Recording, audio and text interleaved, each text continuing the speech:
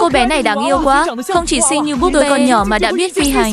Ít nhất cũng phải có tu 6 trúc cơ chứ. Nhất định là thiên tài đệ tử của đại tông môn nào đó. Tiểu Dũng, sao đệ không nói gì vậy? Không lẽ vừa rồi tốc độ nhanh quá, đệ bị ngã đến ngốc luôn rồi?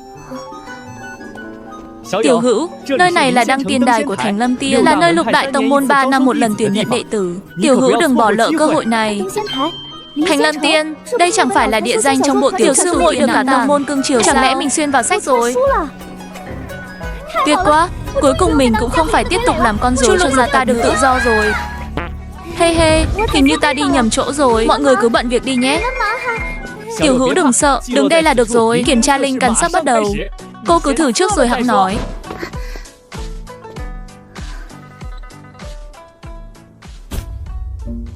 Sao lại không có phản ứng? Không có linh căn thì sao có thể phi hành được?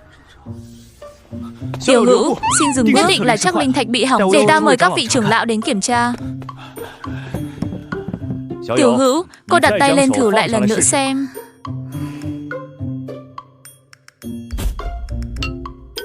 Tiểu Hữu, trước tiên cứ để những người khác thử đi. Nốt ruồi đỏ giữa hai mày là nữ chính Tô Ngọc Như. Mình thật sự xuyên vào sách rồi. Nữ chính lại còn là thiên linh can. Ghen tị quá đi. Ông lão mặc áo xấu xí phía trước ông chắn hết tầm nhìn của ta rồi. Thân thể tinh thuần, không hề bị linh lực xâm nhiễm. Con bé này căn bản chỉ là một phàm nhân không có linh căn. Vậy giọng nói mà lão phu nghe thấy chính là tiếng lòng của con bé này.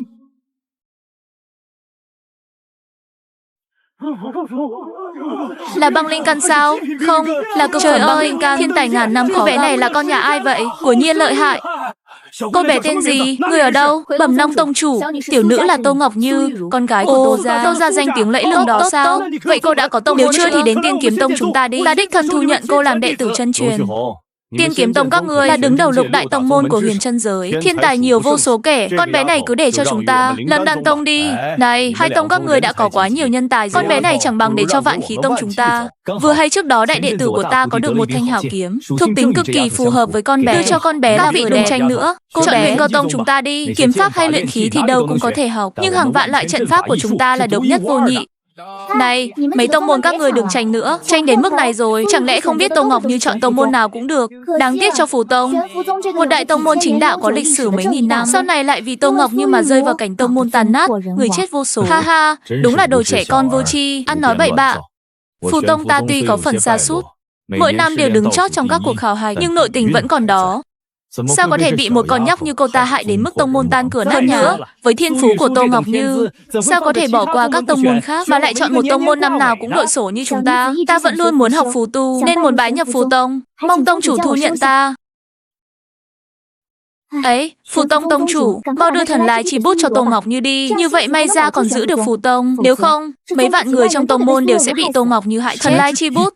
Con bé lại biết chuyện đó ra, không ai biết đến sự tồn tại vì nó mà ta thậm chí còn không tiếc đến dần dần mất đi hào quang. Thì ra thứ con bé này nhắm tới chính là thần lai chi bút. Cô bé, đệ tử Phù Tông chúng ta đã tuyển đủ rồi. Cô hãy đến Tiên Kiếm Tông đi. Tiên Kiếm Tông là đại tông đã trải qua mấy nghìn năm phong ba. Bên trong có vô số bảo vật, nhất định sẽ xứng với thiên phú thiên linh căn của cô. Vô đạo hữu, trước đây là ta đã coi thường huynh rồi. Huynh quả là người hiểu rõ đại nghĩa. Phần ân tình này ta ghi nhớ rồi. Ha ha ha, mau nhận nó đi, để nó sang Tiên Kiếm Tông các ngươi mà gây họa. Tiểu nữ thật lòng muốn bái nhập Huyền Phù Tông, mong tông chủ thành toàn. Ai, nha đầu, không phải ta không muốn nhận con, mà là đệ tử nội môn của Huyền Phù Tông ta năm nay thật sự đã đủ rồi. Không biết tông chủ Huyền Phù Tông có thể cho ta xem đệ tử nội môn mà ngài đã chọn là ai không? Ta muốn biết người thế nào mới có thể lọt vào mắt ngài. Ha ha, chính là nó. Nó chính là idol mới nhận của ta. Ha ha, đồ đệ ngoan, sao lại đứng xa sư phụ như vậy? Mau ra đây cho mọi người xem nào. Chuyện gì thế này? Sao ta lại trở thành đệ tử của tông chủ Huyền Phù Tông? Đệ tử của ông ấy chẳng phải là Tô Ngọc Như sao? Chuyện này là sao? Hóa ra ta bị kéo đến làm bia đỡ đạn tặng. À, xin lỗi nhé, ta cướp mất sư phụ của muội rồi. Nếu tông chủ Huyền Phù Tông đã tìm được idol, vậy ta xin phép không làm phiền nữa. Long tông chủ, Tiên Kiếm Tông chính là tông môn lớn nhất đại lục hiên viên. Lúc trước là vì ta cho rằng thiên phú của mình không tốt nên mới không chọn Tiên Kiếm Tông chứ. Mong tông chủ đừng trách. Tô Ngọc Như bái kiến sư tôn. Con vẫn còn trẻ, chọn nhầm cũng là chuyện bình thường. Ha ha ha. Sau này, con chính là đệ tử thân truyền của Long Ngọc Hồng ta. Đứng dậy trước đi. Đây là lễ gặp mặt sư phụ tặng con. Đây là nhẫn chữ vật. Bên trong có không gian chứa đồ rộng 1000 mét vuông, chỉ cần truyền linh lực vào là có thể sử dụng. Vừa ra tay đã là nhận chữ vật cấp trưởng lão. Long Tông Chủ xem, với thủy linh căn của ta có thể bái thiên phú của ta, nhưng ta không biết xấu hổ. Đệ tử của Long Tông Chủ ta đương nhiên phải xứng đáng với thứ tốt nhất. Chiếc nhẫn này thật tinh xảo, được sư phụ yêu thương như vậy, quả thật là phúc của Ngọc Như. Tiểu muội, Long Tông Chủ yêu thương muội như vậy, chắc chắn cũng tặng muội một món lễ gặp mặt vô cùng quý giá chứ. Sư phụ hầu của ta không keo kiệt đến mức đó chứ. Đến lễ gặp mặt cũng chẳng tặng ta. Không phải chứ.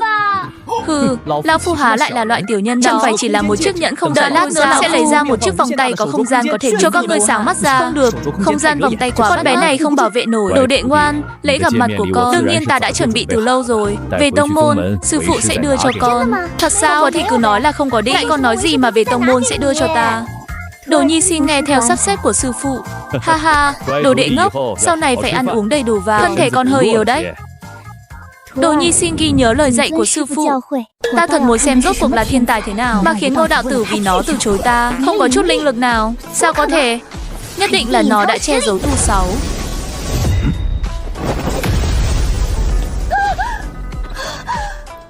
Đáng chết, nhà đầu này rốt cuộc có tu 6 gì? Chẳng lẽ trong cuốn sách đó mắt ta mù rồi sao? Người thế này mà cũng có thể nhận làm đồ đệ. Nhà đầu, đây là nhị sư huynh của con, Triệu Đại Long. Lát nữa con cứ đi nghỉ ngơi với nó trước. Sư phụ đi dặn dò vài chuyện, một lát nữa sẽ đưa con về tông môn. Tiểu sư muội, cha là nhị sư huynh của muội. Triệu Đại Long, sao nhị sư huynh tham gia bí cảnh thí luyện lại bị nữ chính coi như bàn đạp rồi đẩy xuống dung. Hóa ra là vì huynh ấy trông ngốc nghếch, dễ bị lừa. Tiểu sư muội, sao muội lại mắng ta? Anh, nhị sư huynh, muội đâu có mắng huynh. Vừa rồi muội nói ta ngốc, dễ bị lừa là sao? Sao những lời ta nghĩ trong lòng lại đều nói ra hết thế này? Rồi, ấn tượng đầu tiên nhị sư huynh sẽ không vì thế mà không thích mình nữa chứ. Tu 6 của tiểu sư muội cao đến mức này rồi sao? Đã có thể truyền âm rồi ư? Không có linh lực thì không thể nào. Ta tu luyện trăm năm, sao tu 6 của muội có thể cao hơn? Chẳng lẽ là thiên phú đặc biệt? Vậy chuyện muội ấy nói ta bị nữ chính đẩy xuống. Chuyện bị nữ chính đẩy xuống vị nhị sư huynh này bị sao vậy? Sao cứ nhìn mình chằm chằm thế? Ta biết sai rồi, sau này không mắng huynh nữa. Thật thần kỳ, không ngờ ta thật sự có thể nghe được tiếng lòng. Đáng yêu quá, ngoan quá, thật muốn cưng chiều muội ấy. Nhị sư huynh, vừa rồi sư phụ bảo huynh đưa muội đi nghỉ. Huynh xem, suýt nữa ta quên mất.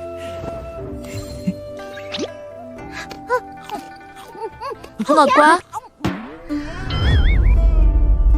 Tiểu sư muội. Sư phụ, mau gọi sư phụ. Sư phụ, không xong rồi, tiểu sư muội ngất xỉu rồi.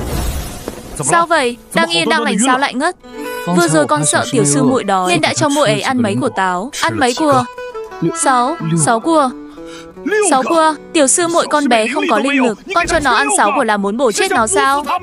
Hả? Tiểu sư muội thật sự không có linh lực sao? Vậy bây giờ phải làm sao? Tiểu sư muội không phải thật sự sẽ chết chứ? Tạm thời chưa chết được, trước tiên đưa con bé về tông. Ta sẽ đưa tiểu sư muội của con theo phía sau, ngự kiếm mà đi. Sư phụ.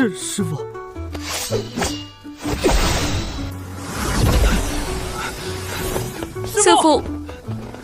Sư phụ, người ở đâu? Tiểu sư muội chưa chết chứ? Cứ gọi mãi thế. Đại sư huynh, huynh gọi hồn đấy à? Ta chưa chết mà. Tiểu sư muội, muội không sao, tốt quá rồi. Đừng cứ gọi một tiếng tiểu sư muội mãi nữa. Nhà đầu, con tên gì? Ta tên Chu Lục Lục.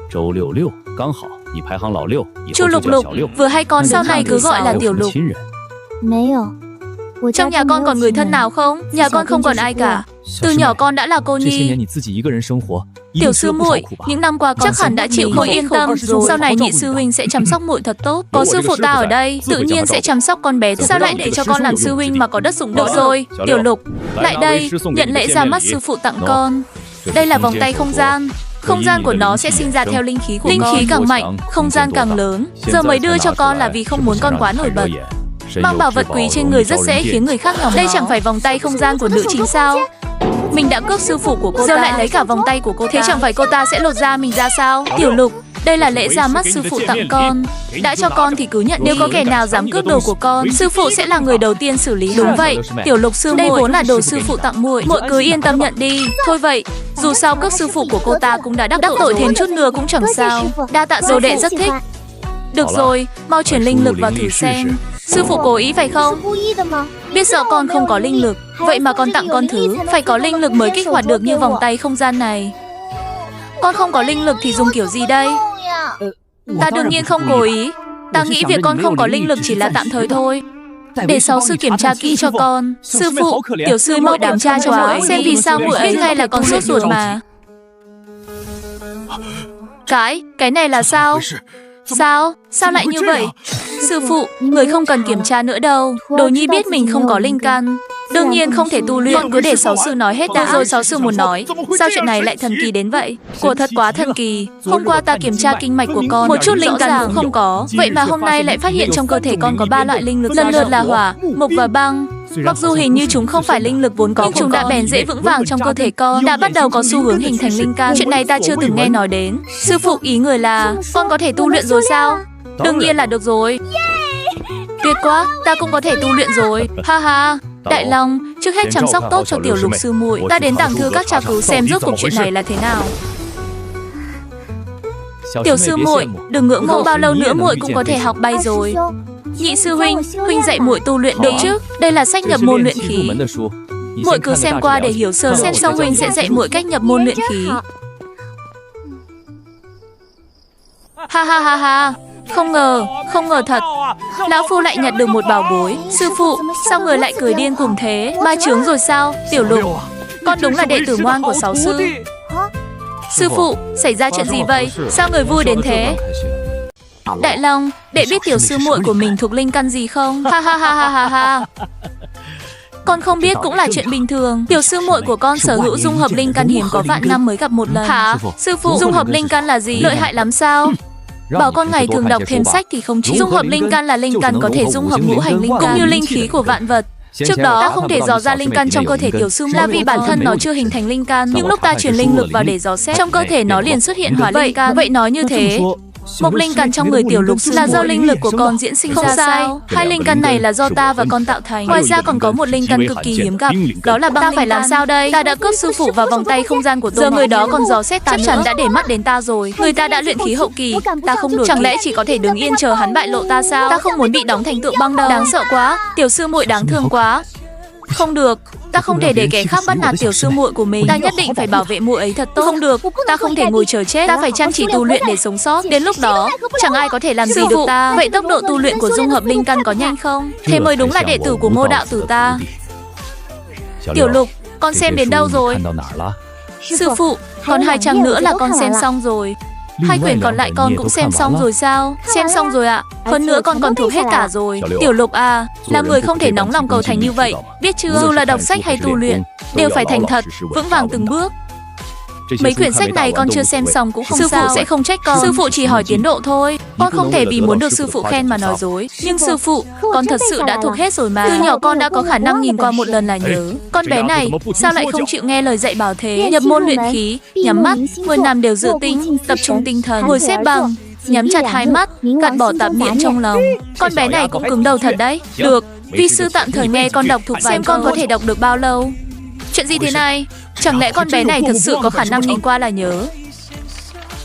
Sư phụ, con đọc thuộc xong rồi. Ha ha, vi sư thật không ngờ con lại có khả năng nhìn qua là nhớ như vậy. Sư phụ, con chưa bao giờ nói dối. Vừa rồi người đã trách oan con. Ha ha, sư phụ đâu có. Chẳng phải vì sợ con đi lầm đường sao? Tiểu sư muội, muội giỏi thật đấy. Không ngờ muội lại khả năng nhìn qua là nhớ trong truyền thuyết. Nhưng chỉ biết học thuộc thì cũng chẳng có tác dụng. Tiểu Lục nói đúng, chỉ học thuộc thì vô dụng, phải biết vận dụng. Lại đây, sư phụ dạy con cách dẫn khí nhập thể. Nhắm mắt, mỗi năm đều giữ tinh, tập trung tinh thần. Ý là 2 chân ngồi xếp bằng, nhắm mắt lại, gạt bỏ tạp niệm, ổn định tâm thần. Sư phụ, mất bao lâu mới có thể dẫn khí nhập thể à? Người bình thường thì nhanh cũng phải 1 tháng, chậm thì nửa năm đến 1 năm. Con đừng nóng vội.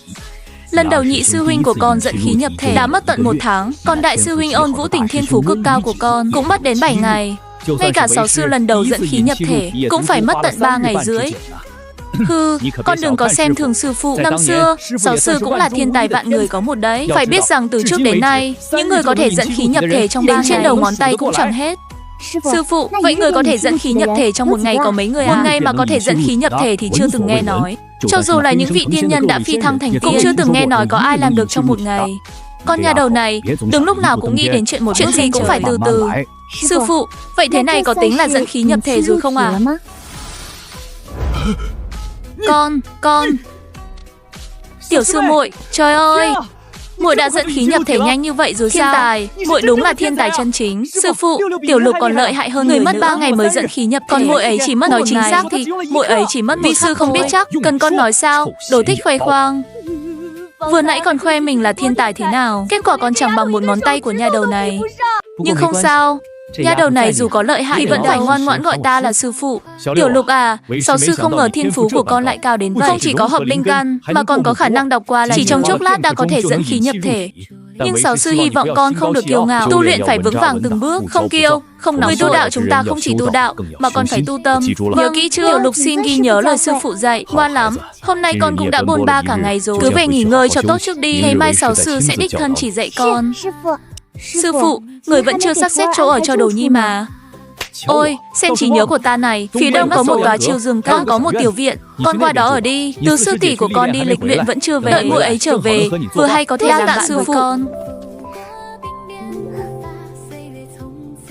Tiểu Lục sư muội, muội còn chưa biết đường phải không? Để nhị sư huynh đưa muội qua đó. Không cần đâu. Muội ấy còn chưa biết bay mà.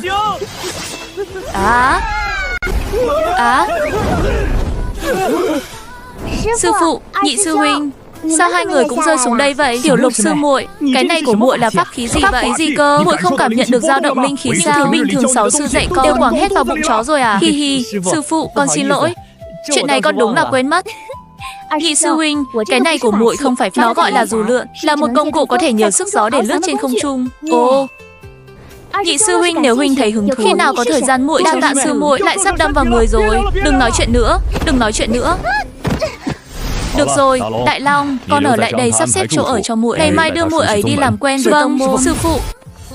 Tiểu Lục sư muội, sau này muội cứ ở đây. Tông Huyền Phù chúng ta không có nhiều đệ tử, nếu đó thì cứ theo bản đồ đến nhà ăn. Mấy tấm này là bồ vệ sinh, thấy chỗ nào bẩn thì ném vào đó là đa tạ nhị sư huynh. Nhị sư huynh cũng bận cả ngày rồi. Huynh mau về nghỉ ngơi đi. Tiểu sư muội ở một mình, nhưng phía trước cũng có các đệ tử. Nếu muội thật sự thấy sợ, cứ dùng truyền âm phủ gọi huynh sẽ lập tức đến ngay. Nhị sư huynh cứ yên tâm, muội không sợ đâu. Ta đi thật đây. Không, tuy giường hơi cứng, nhưng kỳ lạ thật, ta lại có thể duỗi người thật thoải mái. Ta thật sự xuyên không vào thế giới tu tiên rồi. Nữ chính Tô Ngọc Khê là một kẻ cực kỳ ích kỷ, vì muốn giữ vị trí nữ chính nên mời đến tông môn hạng trong số những người thê thảm nhất chính là vị sư phụ hầu của ta. Cuối đã đi còn bị nàng một kiếm đâm. Đại sư huynh ôn từ tình bị nàng vu oan là người của ma tộc, khiến cả nhà bị sát hại. Sau đó còn nhị sư huynh bị nàng đẩy xuống dung nham trong bí cảnh. Tam sư huynh Lộ Yên bị nàng cướp mất linh căn và linh cốt, hồn phi phách tán. Tứ sư tỷ Chu Mẫn Thục bị nàng vạch trần huyết mạch ma tộc, rồi liên kết các đại môn phái truy sát. Còn Ngũ sư huynh mang huyết mạch Phượng Hoàng kia bị nàng lừa vào trận pháp rồi rút sạch máu. Cả tông môn có biết bao cao thủ hóa thần, cuối cùng đều bị một mình nàng diệt sạch. Quá vô lý rồi. Bây giờ Tô Ngọc Khê không còn ở trong tông môn nữa, bi kịch vẫn sẽ tái diễn sao? Ta phải ngăn chuyện đó thế nào đây?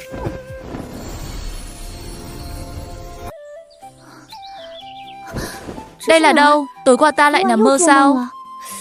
Đau thật đấy, không phải mơ.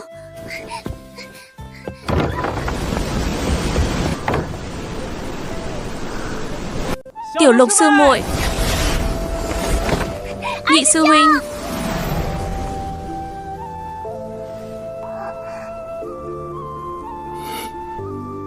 Tiểu Lục sư muội, đây là Ngũ sư huynh của muội. Đây chính là người tuổi còn nhỏ mà đã bị nữ chính lừa vào trận pháp để rút sạch máu, cướp mất huyết mạch Phượng Hoàng của huynh ấy. Đáng thương quá đi. Sao tiểu sư muội lại biết trong người tiểu Ngũ có huyết mạch Phượng Hoàng? Chẳng lẽ muội ấy thật sự biết chuyện gì đó? Tiểu Ngũ có nghe được tiếng của tiểu sư muội không? Chuyện gì vậy? Đây là tiếng lòng của tiểu sư muội, hơn nữa hình như chỉ mình ta nghe được. Sao tiểu sư muội biết trong người ta có huyết mạch? Sư phụ đã dặn dò rồi. Nhị sư huynh hẳn chưa nói cho muội. Vậy muội ấy làm sao biết được? Hơn nữa, chẳng lẽ ta thật sự sẽ bị nữ chính nào đó rút sạch máu sao? Còn nhiều thời gian này hỏi tiểu sư muội cũng chưa muộn. Tiểu sư muội, hôm qua ta nghe nhị sư huynh, sư phụ vừa thu nhận một đồ đệ nên sáng sớm ta đã theo huynh ấy đến thăm muội. Không dọa muội chứ? Ngũ sư huynh, cảm ơn huynh đã đến thăm muội. Huynh rất dịu dàng, muội không sợ đâu. Tiểu sư muội đáng yêu quá, thật muốn cưng chiều muội ấy. Không dọa muội là tốt rồi. Đây là quà gặp mặt ta tặng muội. Đồ đạc hơi lộn xộn một chút, khi nào rảnh muội mở ra xem nhé. Đa tạ Ngũ sư huynh. Không có gì. Tiểu sư muội, hôm qua mọi chuyện hơi gấp, ta chưa kịp chuẩn bị quà gặp mặt cho hôm nay mới chuẩn bị xong. Đa tạ nhị sư huynh. À,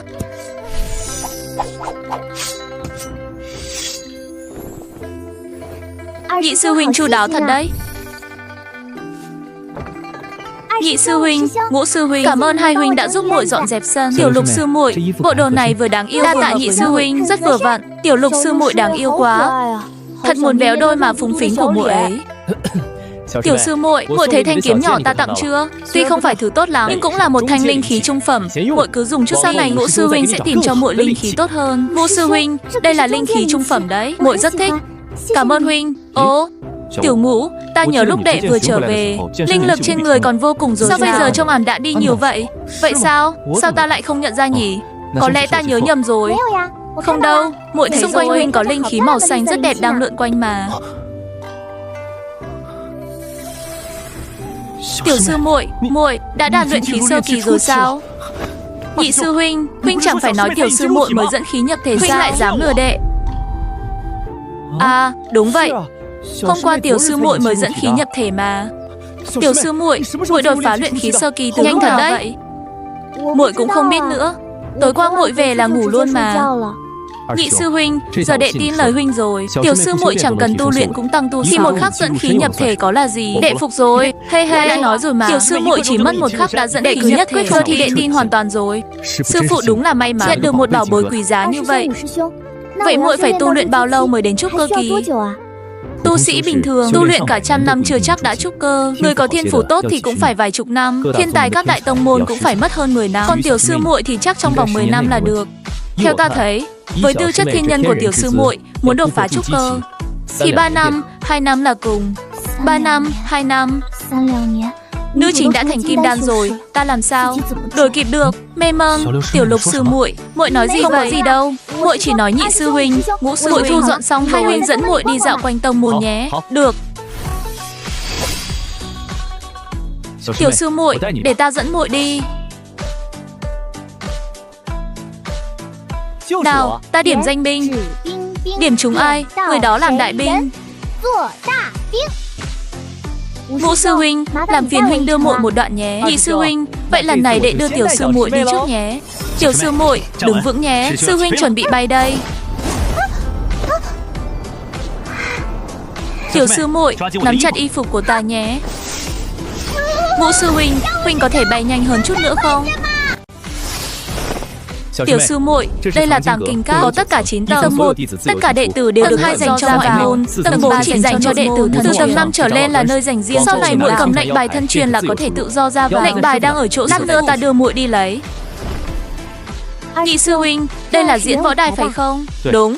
Khảo hạch tuyển chọn, kỳ thí võ nghệ và nhận nhiệm vụ tông môn đều ở đây. Những nơi xung quanh là chỗ giảng dạy và luyện. Tòa lầu cao nhất ở giữa là linh phủ điện. Hai bên lần lượt là luyện khí đường và luyện đan. Tiểu Lục sư muội, đại khái bố cục tông môn là vậy. Nói rồi phải không? Chúng ta đi ăn trước.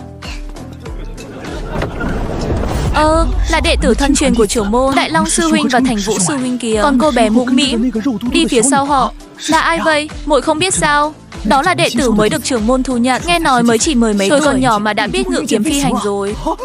Nói vậy chẳng phải tiểu sư muội đã trúc cơ rồi sao? Đáng sợ thật. Đám thiên tài này đúng là chẳng xem việc tu luyện ra gì. Chỉ có ta để ý tiểu sư muội đáng yêu thế nào thôi sao? Đôi mắt to tròn, hàng mi dài cong, hai má phúng phính, thật muốn véo một cái quá. Hừ, ta còn chưa từng được véo má tiểu sư muội. Các người đừng có mơ. Mọi người đều tưởng ta đã trúc cơ. Nữ chính Tô Ngọc Vân chắc chắn cũng sẽ nghĩ vậy. Chỉ cần khiến nàng ta tưởng ta đã đạt trúc cơ, nàng ta sẽ không dám tùy tiện ra tay với ta. Anh, tiểu sư muội cười với ta kìa. Lúc cười, lúm đồng tiền ngọt ngào quá, đáng yêu quá đi. Rõ ràng muội ấy cười với ta mà. Mắt tiểu sư muội sao mà giống một chú mèo con vậy. Giá mà muội ấy là tiểu sư muội của ta thì ngày nào ta cũng sẽ cưng chiều muội. Đại Long sư huynh, đây là tiểu sư muội mới được tông chủ thu nhận sao? Là tiểu sư muội mới được sư phụ thu nhận. Tiểu sư muội, chào hỏi mọi người đi. Chào các sư huynh, sư tỷ, muội tên là Chu Lục Lục, là đệ tử mới được sư phụ tông chủ thu nhận. Muội mới đến, sau này mong mọi người chiếu cố nhiều hơn nhé. Tiểu sư muội, đây là linh của sư tỷ mang về sau chuyến muội vài quả. Tiểu sư muội, đây là bổ linh đan ta tự luyện chế. Tiểu sư muội, đây là linh thảo ta hái ở hậu sơn. Tiểu sư muội, đây là bút vẽ phù ta mua được ngoài phố. Viên tị hỏa châu này là ta tình cờ có. Ta là hỏa linh căn, không dùng đến, tặng muội đó. Cảm ơn vị sư tỷ vừa dịu dàng vừa xinh đẹp này. Tị hỏa châu, thứ này có ích cho nhị sư huynh, nhưng trong nguyên tắc Tị Hỏa Châu chẳng phải có một tên tặng cho nữ chính sao? Sao lại ở đây? Thôi, mặc kệ, đây là Ngô Đồng Mục ta chặt được khi tham gia bí cảnh lịch luyện. Tặng muội, cảm ơn vị sư tỷ da trắng xinh đẹp này. Ngô Đồng Mộc, thứ này, Tiểu Ngũ, đệ có huyết mạch Phượng Hoàng.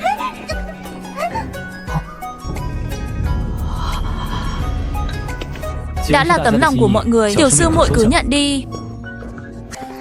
Đa tạ các vị sư tỷ xinh đẹp tốt bụng. Chúc các sư tỷ thuận lợi mọi bề, vạn sự như ý. Rảnh thì lại đến chơi nhé. Được rồi, tiểu sư muội phải đi dùng bữa, mọi người giải tán đi. Tiểu sư muội, không ngờ muội được mọi người yêu thích đến vậy. Muội cũng không ngờ các sư tỷ trong tông môn lại nhiệt tình đến thế. Nhìn muội vui chưa kìa, chút quà đã mua chuộc được muội, đâu phải chút quà, mà là rất nhiều quà, lại còn cực kỳ hữu ích. Ngô Đồng Mộc đâu rồi? Muội nhớ có một sư tỷ tặng muội Ngô Đồng Mộc mà. Tiểu Ngũ sư huynh có huyết mạch Phượng Hoàng, thứ này tốt nhất cho việc tu luyện của huynh ấy. Tiểu sư muội muốn tặng đồ của mọi người như vậy là vì ta sao? Tiểu sư muội, muội đang tìm thứ này sao? Chính là nó. Tiểu Ngũ sư huynh, muội thấy khúc gỗ này rất hợp với khí chất của huynh nên muốn tặng lại cho huynh. Đa tạ tiểu sư muội, ta rất thích khúc gỗ này. Cái này là Ngô Đồng Mộc vạn năm. Tiểu Ngũ, sao vậy? Nhị sư huynh, huynh biết tiểu sư muội tặng đệ thứ gì không? Ngô Đồng Mộc là Ngô Đồng Mộc vạn năm. Tiểu sư muội, Tiểu Ngũ sư huynh cảm ơn. Có Ngô Đồng Mộc này, việc tu luyện của sư huynh sẽ thuận lợi hơn rất nhiều. Tiểu Ngũ sư huynh, người nhà với nhau, không cần khách sáo, có ích cho huynh là tốt rồi. Người nhà thì không cần nói lời cảm ơn. Nhị sư huynh, viên Tị Hỏa Châu này muội muốn tặng mơ, không có lý do gì đâu mà. Nhị sư huynh, nếu có Tị Hỏa Châu này, biết đâu lúc bị Tô Ngọc Thụ đẩy xuống dung nham, huynh sẽ không chết. Được rồi, những thứ còn lại ta sẽ cất giúp muội. Tiểu sư muội đói cả buổi sáng rồi, mau ăn chút gì đi. Nhị sư huynh, đây là thịt gì vậy? Đây là thịt yêu thú, có lẽ không ngon lắm. Nếu tiểu sư muội ăn không quen, chúng ta ra hậu sơn bắt gà nướng ăn. Không cần đâu, nhị sư muội ăn quen rồi. Tiểu Lục sư muội, muội cất những món này vào túi trữ vật đi, đói thì lấy ra ăn, như vậy không cần ngày nào cũng chạy đến nhà ăn. Sư phụ, chúng con đưa Tiểu Lục sư muội đến rồi. Sư phụ, Tiểu Lục đã quen với tông môn chưa? Bẩm sư phụ, muội ấy quen rồi ạ. Vậy, các con về tu luyện đi. Tiểu Lục, đi theo ta. Từ hôm nay, ban ngày con sẽ tu luyện trên ta đích thân đưa nhà đầu này về bên cạnh. Như vậy có thể nghe được âm thanh của nó nhiều hơn. Sư phụ, Đại Long, 1 tháng nữa Dương Quang bí cảnh sẽ mở. Đệ vẫn còn mắc kẹt ở Kim Đan trung kỳ. Thế này, sao có thể dẫn các sư đệ, sư muội trong tông môn đi lịch luyện? Đệ về tu luyện ngay đây. Thành Vũ, đệ tìm được Ngô Đồng Mộc rồi sao? Bẩm sư phụ, đây là Tiểu Lục sư muội tặng con. Tiểu Lục, đây là quà gặp mặt các sư tỷ tặng con. Con thấy đẹp nên tặng lại cho Tiểu Ngũ sư huynh. Ta nhớ tứ sư tỷ của con vẫn chưa trở về. Vậy vị sư tỷ nào tặng quà gặp mặt cho con? Ta cũng không ngờ.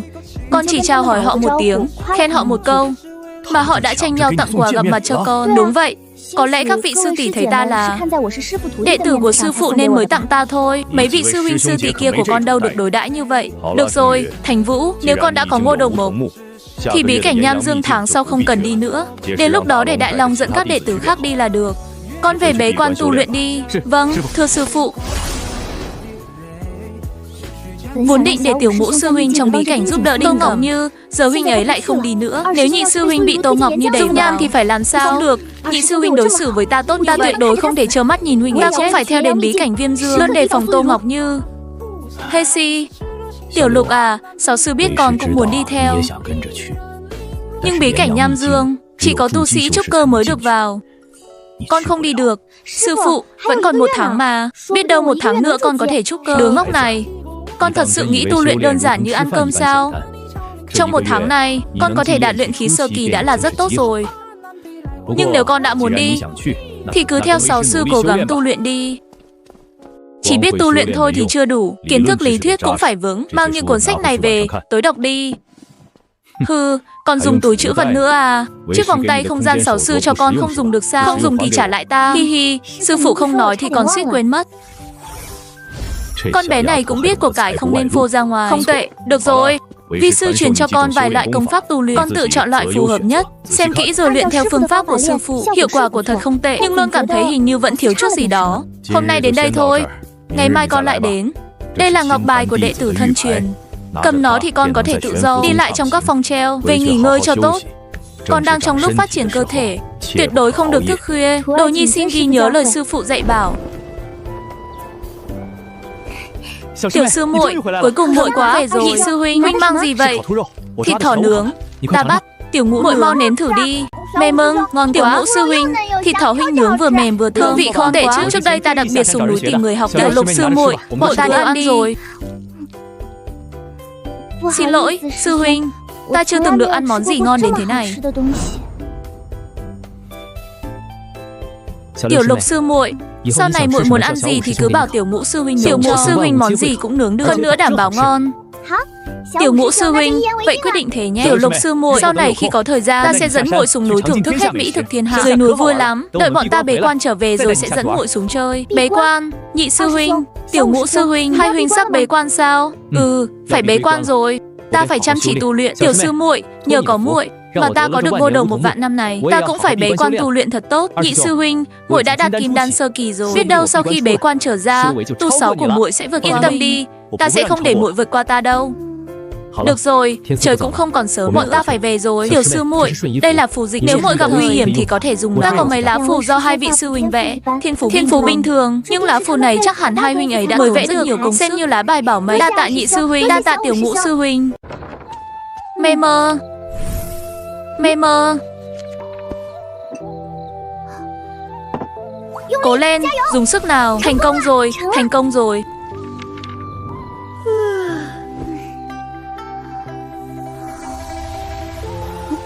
À, chuyện gì vậy?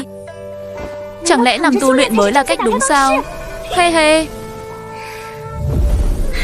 Đột phá lên trung kỳ rồi. Tu luyện đơn giản vậy sao? Làm sao lên đó đây? Cao quá, pháp khí phi hành cũng không bay lên nổi. Hê si, hơn vạn bậc thang, cao gấp đôi núi Thái Sơn luôn rồi. Leo lên chắc trời tối mất. Phi hành phục cực kỳ quý giá, cả tông môn có thể dùng cũng chưa đến 20 người. Thôi kệ, để sư phụ chờ lâu cũng không tốt.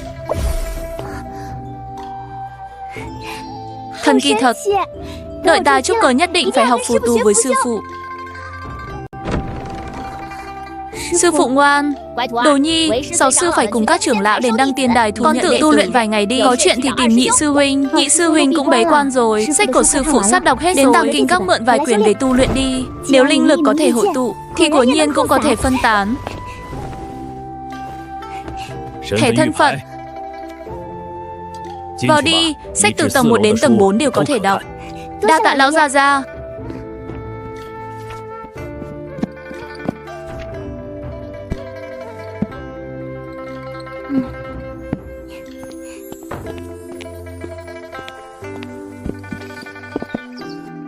Kiếm tu mạnh nhất, đan tu được ưa chuộng nhất, luyện khí hiếm nhất, phù tu khó nhất, đan tu cần hỏa linh can mà ta vừa hay có.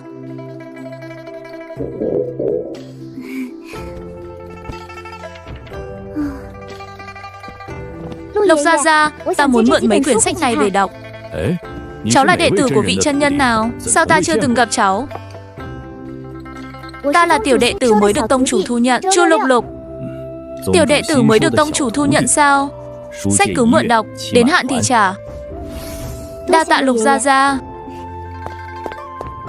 Ha ha, đệ tử tông chủ thu nhận đúng là người sau chăm chỉ hơn người trước. Luyện đan trước hết phải có một lò luyện đan.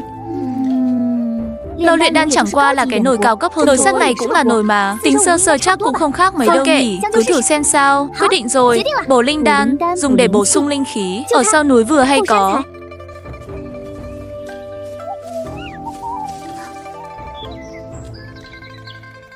Hê hê hê, xin lỗi nhé.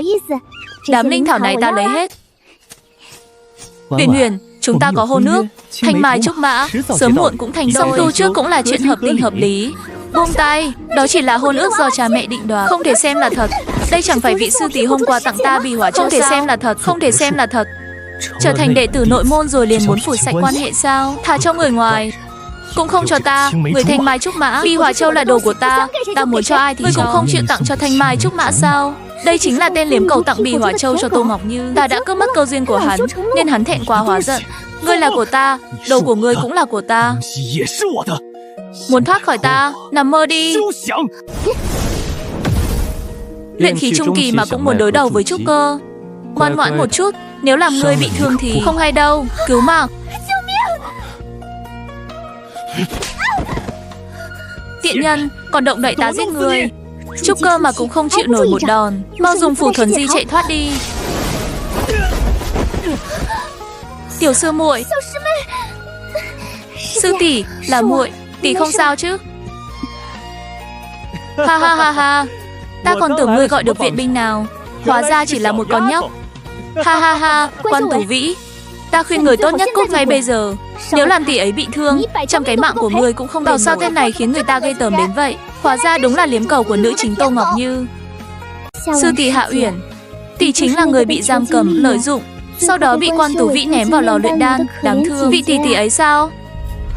Tiểu sư muội đang nói gì vậy? Đó là tiếng lòng của muội ấy. Vậy những chuyện muội ấy nói, giam cầm, luyện đan, trúc cơ, ném vào lò luyện đan, 100 cái mạng cũng không đủ đền. Mạng của con nhóc này đáng giá đến vậy sao? Chớ khinh thiếu niên nghèo. Đợi tu 6 ta cao lên, ta sẽ đánh cho chân chó phế nhân. Muốn nhịn cũng chẳng nhịn nổi. Tông chủ mới thu nhận một tiểu đồ đệ. Ngươi biết chứ? Ngươi muốn nói chính là tiểu đồ đệ đó. Đúng, giờ thì cút đi. Nếu không, đừng trách ta gọi sư phụ đến xử lý ngươi. Gọi được người thì ta đã gọi từ lâu rồi. Cần gì phải đợi đến bây giờ? Ta đếm đến 3, 1, 2. Hóa ra chỉ là tiểu sư muội nói đùa, lỡ lời đắc tội thôi. Ta đi ngay đây.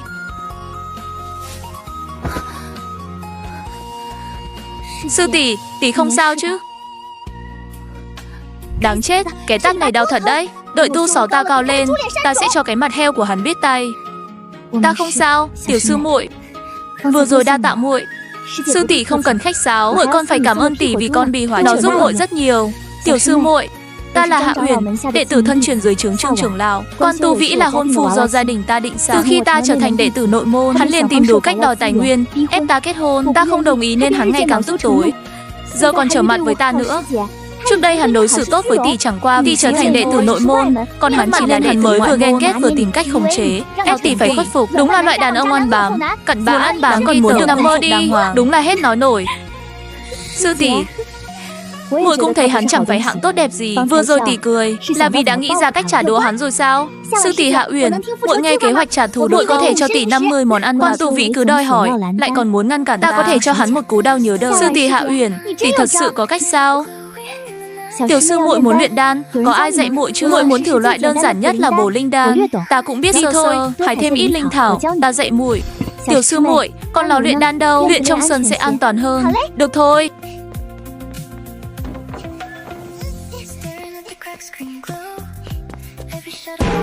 À, đúng rồi, đủ lớn chưa? Lớn thì đủ rồi. Chỉ là không có nắp, có mà. Vừa khéo thật đấy. Tiểu sư muội, trước tiên dùng lò của ta thử đi. Cứ dùng cái này, có nổ cũng không tiếc.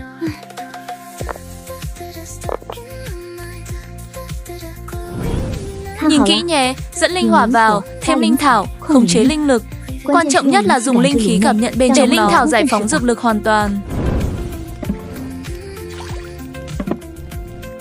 Sư muội, sao không đợi ta hộ pháp? Nếu nổ thì phải làm sao? Sư tỷ yên tâm, tỷ cứ tập trung luyện chắc rồi.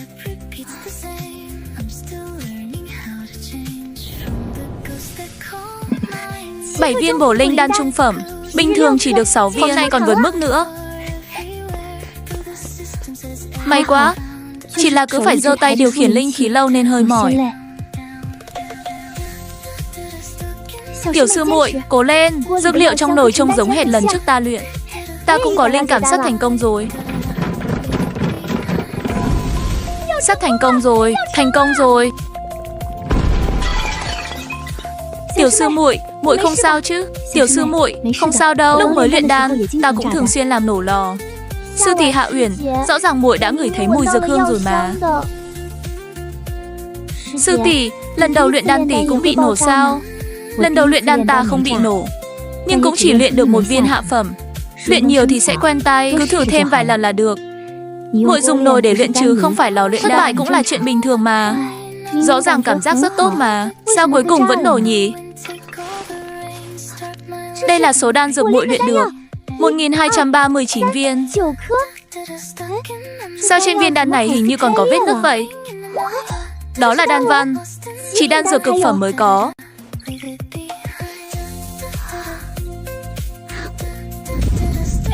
Trời ơi, hình như ta đúng là thiên tài luyện đan rồi.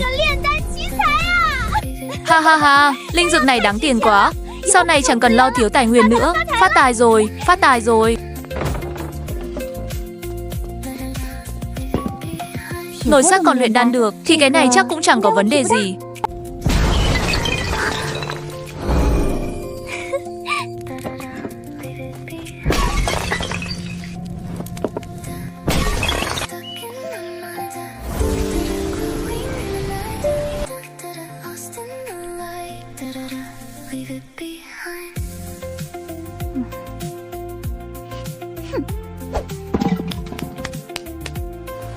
Anh, xong việc, hóa ra tiểu thuyết nói thật. Luyện đan thật sự có thể tăng tu 6, đan điền cũng sung mãn hơn hẳn. Sảng khoái quá, thanh tâm như nước, nước trong tức, lòng nhẹ tựa gió, gợn sóng chẳng kinh. Một mình ngồi nơi vắng, ngâm nga gảy đàn, thiền định nhập tâm, độc hành ẩn thân. Trời cao chẳng phụ lòng ta sáng tỏ, quỷ mị cũng phải kinh sợ, lòng thuận theo đất trời, ý niệm dương trời cao đất rộng, nước chảy mây trôi, bản cho đến khi đạt cảnh giới đại đạo tự thành. Bộ pháp quyết này hình như chẳng có tác dụng gì. Chẳng lẽ ta lấy nhầm pháp thuật rồi? Không nhầm mà, khoan đã. Trời ơi, Lục Diên, là do sư huynh viết. Thiên phú của huynh ấy mạnh nhất, sau này chắc chắn sẽ là cao thủ hóa thân. Thứ huynh ấy viết nhất định có tác dụng, phải ghi nhớ thật kỹ mới được. Pháp thuật cơ bản: Tịnh thân thuật, thần hành quyết, tị thủy quyết, tị hỏa quyết. Loại thứ hai cần có linh căn.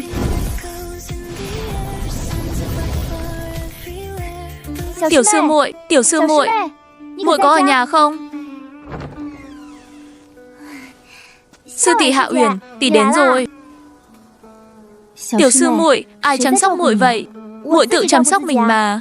Nghe nói muội còn chưa đầy 15 tuổi, nhỏ thế này sao tự chăm sóc mình được? Tông chủ cũng thật là bỏ muội lại rồi đi mất. Sư phụ đã sắp xếp nhị sư huynh chăm sóc muội, nhưng người đâu biết nhị sư huynh đã bế quan trước rồi.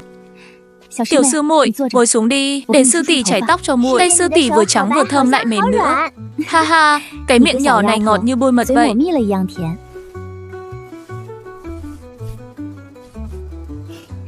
Muội soi gương xem có hợp không? Đa tạ sư tỷ. Tay nghề sư tỷ khéo thật đấy. Kiểu tóc này đẹp quá, muội thích lắm. Thích là được rồi. Tiểu sư muội đó rồi phải không? Ăn cùng sư tỷ nào. Đúng là muội đang đói. Đa tạ sư tỷ. Đừng vội, cứ từ từ ăn, uống chút nước nữa. Đây là lò luyện đan cơ bản mà các sư tỷ đào thải. Muội cứ dùng tạm để luyện tay trước. Muội không chê đâu. Đa tạ sư tỷ. Đúng lúc giải được cơn khát trước mắt của muội. Sư tỷ Hạ Uyển, tỷ còn dư bình đựng đan không? Có bao nhiêu muội lấy hết. Muội dùng đồ ăn vặt đổi cho tỷ.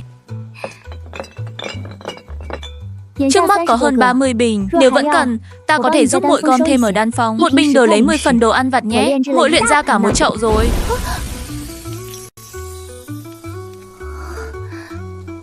Đây là do muội luyện sao? Đúng vậy, sư tỷ, muội tìm thấy dưới đống vụn vỡ tối qua, đúng 9 viên cực phẩm bổ linh đan. 9 viên. Tiểu sư muội, muội giỏi quá. Sư tỷ Hạ Uyển, đều nhờ tỷ chỉ dạy đấy.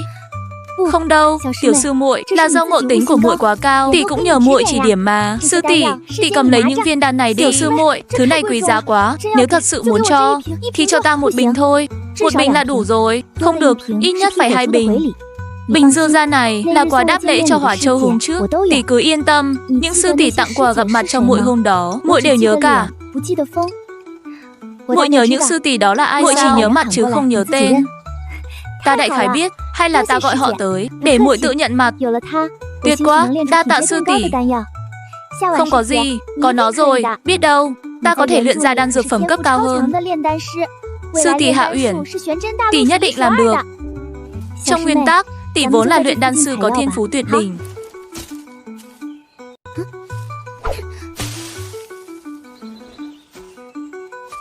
Sau này thuật luyện đan còn đứng hàng đầu đại lục. Tiểu sư muội, chúng ta hái dược liệu quanh đây thôi nhé. Được ạ. Ha ha, khả năng quan sát ra đây đi. Ta hỏi ngươi đã đưa Hỏa Châu cho ai? Hóa ra là con nhóc này. Ta đã điều tra rõ rồi, tông chủ và những người khác đều tra Hỏa Châu cho ta. Vậy thì trước tiên trả lại linh thảo cho ta. Hỏa châu đang ở trong tay ta. Ngươi làm gì được ta? Trọng kiếm, chuẩn bị tấn công. Đưa hỏa châu đây, ta sẽ không làm ngươi bị thương.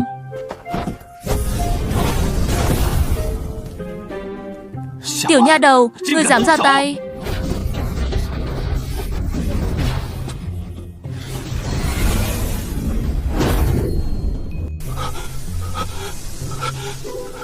Chuyện gì vậy? Tu sáu của ta. Tu sáu của ta. Anh. Tiện nhân, có phải ngươi không? Có phải không? Ngươi đã giở trò trong đống bổ linh đan đó. Phải. Đúng là ta làm. Ta đã bỏ tán linh thảo vào số bổ linh đan hôm nay. Nếu ngươi không đến cướp đan thì đã chẳng có chuyện gì. Ai bảo ngươi tham lam không biết đủ. Ta là vị hôn phu tương lai của ngươi. Ngươi dám hại ta, ta sẽ giết ngươi.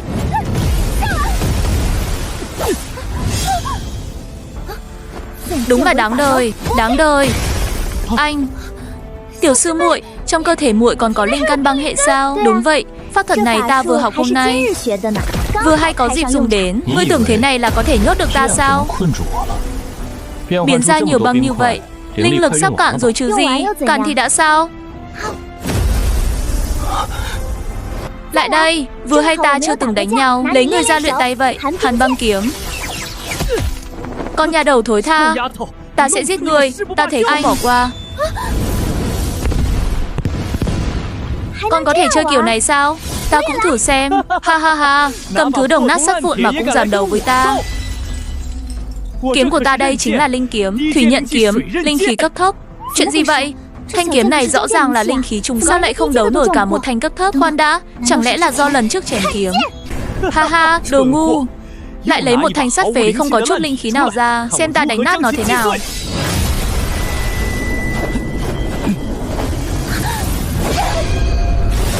Dừng tay, con nhà đầu thối, ngươi đã làm gì thanh kiếm của ta? Đã làm gì? Chẳng phải ngươi thấy rồi sao? Chuyện gì vậy? Thủy nhận kiếm của ta sao lại mất sạch linh lực rồi? Không, không thể nào. Đây là địa giới linh kiếm, sao có thể biến thành thế này được? Thanh kiếm này lợi hại đến vậy sao? À, tiểu sư muội, kiếm của muội là kiếm gì vậy? Lợi hại quá. Ta có thể nói là ta cũng không biết không? Thanh kiếm này là đồ gia bảo của ông cụ nhà ta. Ta lén lấy nó đi nhảy dù, dẫm lên kiếm để ngự kiếm, không ngờ lại xuyên vào sách.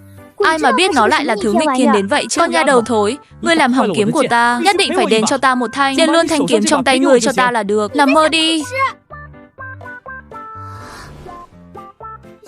Tiểu sư muội, ý ta là không thể đưa kiếm của muội cho hắn. Muội nói vậy lại nhắc ta rồi. Ta giết hết các ngươi thì thứ này đương nhiên sẽ thuộc về ta. Dừng lại, ta nhận thua. Tha cho ta đi, quan tù vĩ. Không ngờ chứ gì. Ngày nào ngươi cũng nói thiên phú của ta không bằng ngươi. Suốt ngày đã kích ta, vậy mà hôm nay lại bị ta đánh gục. Uyển Uyển, ta biết sai rồi. Nể tình chúng ta là thanh mai trúc mã. Tha cho ta đi. Hừ, thanh mai trúc mã. Ngươi từng thấy thanh mai trúc mã nào cũng ép thanh mai luyện đan cho mình chưa? Ngươi từng thấy thanh mai trúc mã nào dùng đủ cách bắt nạt, sỉ nhục thanh mai của mình chưa? Uyển Uyển, ta thật sự sai rồi.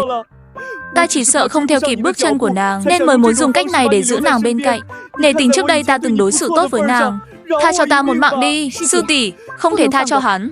Nếu tha hắn đi, sau này hắn nhất định sẽ tìm trả thù chúng ta. Nếu còn để hắn sống, sau này hắn chắc chắn sẽ giam cầm sư tỷ, lợi dụng sư tỷ để luyện đan, cuối cùng còn ném sư tỷ vào lò luyện đan, thiêu sống sư tỷ.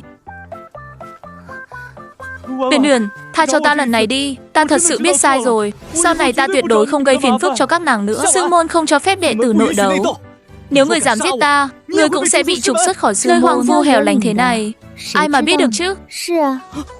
Nơi hoang vu hẻo lánh thế này, ai mà biết được? Hai người tha cho ta đi, ta có thể lập lời thề. Giờ ta cũng là tu chân giả rồi, lập lời thề với thiên đạo sẽ có. Chỉ cần ta lập lời thề, ta sẽ không bao giờ làm gì được các người nữa. Loại sâu bọ như ngươi, sống trên đời chỉ tổ hại người. Cho nên, đành tiễn ngươi một đoạn. Sau này ngươi sẽ không thể bắt nạt ta nữa. Ta cứ tưởng mình sẽ sợ, không ngờ nhìn hắn hộc máu. Ta không những không sợ, mà còn thấy hơi sảng khoái. Tiểu sư muội, đừng sợ. Sư tỷ, muội không sợ. Sư tỷ cũng đừng sợ. Chúng ta xử lý thi thể của hắn trước đã. Sư tỷ thấy nên chôn xuống hay là thiêu đi? Tiểu sư muội, Đây là người chết đấy, muội không sợ sao? Hắn cũng đâu sẽ để lại dấu vết. Hay là chúng ta chôn đi? Tiểu sư muội gan thật đấy. Được thôi, sư tỷ không có xẻng, sư tỷ có không? Làm sao đây? Sư tỷ, hay là tỷ về sân của muội lấy xẻng đi. Trong góc sân có mấy cái xẻng đấy. Nhưng để muội ở đây một mình, ta không yên tâm. Sư tỷ cứ yên tâm đi, muội sẽ giấu hắn đi, không để ai phát hiện đâu. Tiểu sư muội, con có một linh căn sao? Chẳng phải người có nhiều linh căn rất tạp, tu luyện cực kỳ khó sao? Theo lý thuyết thì đúng là vậy, nhưng muội khá đặc biệt. Sư tỷ mau đi đi, một lát nữa mặt trời sẽ xuống núi rồi.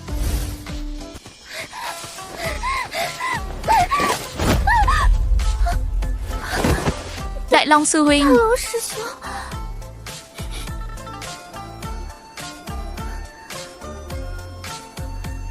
Muội giết người rồi. Đại Long sư huynh, huynh nghe muội giải thích. Đến điện chấp pháp giải thích với các trưởng lão đi. Không được, muội không thể đi. Tiểu sư muội vẫn đang đợi. Tiểu sư muội. Muội đang nói tiểu sư muội nào? Là tiểu sư muội Chu Lục Lục của huynh đấy. Nhưng người là do muội giết, không liên quan đến muội ấy. Đại Long sư huynh, cho muội một khắc. Sau một khắc, muội sẽ đến điện chấp pháp. Chuyện gì vậy? Tiểu Lục sư muội sao rồi? Có phải bị thương không? Không, tiểu sư muội không bị thương. Đại Long sư huynh, chuyện này đều bắt nguồn từ muội.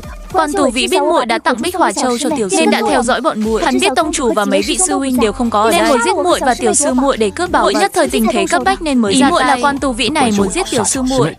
Đại Long sư huynh, có thể nghe đoạn lưu âm này. Người đâu? Hắn đang ở đâu? Hắn đã bị muội giết rồi. Hóa ra Bích Hỏa Châu là do muội tặng. Chuyện này muội làm rất tốt. Tên Quan Tù Vĩ đỏ đáng chết. Con đứng ngây ra đó làm gì? Mau dẫn ta đi xử lý thi thể. Đắc tội rồi, vị sư muội này.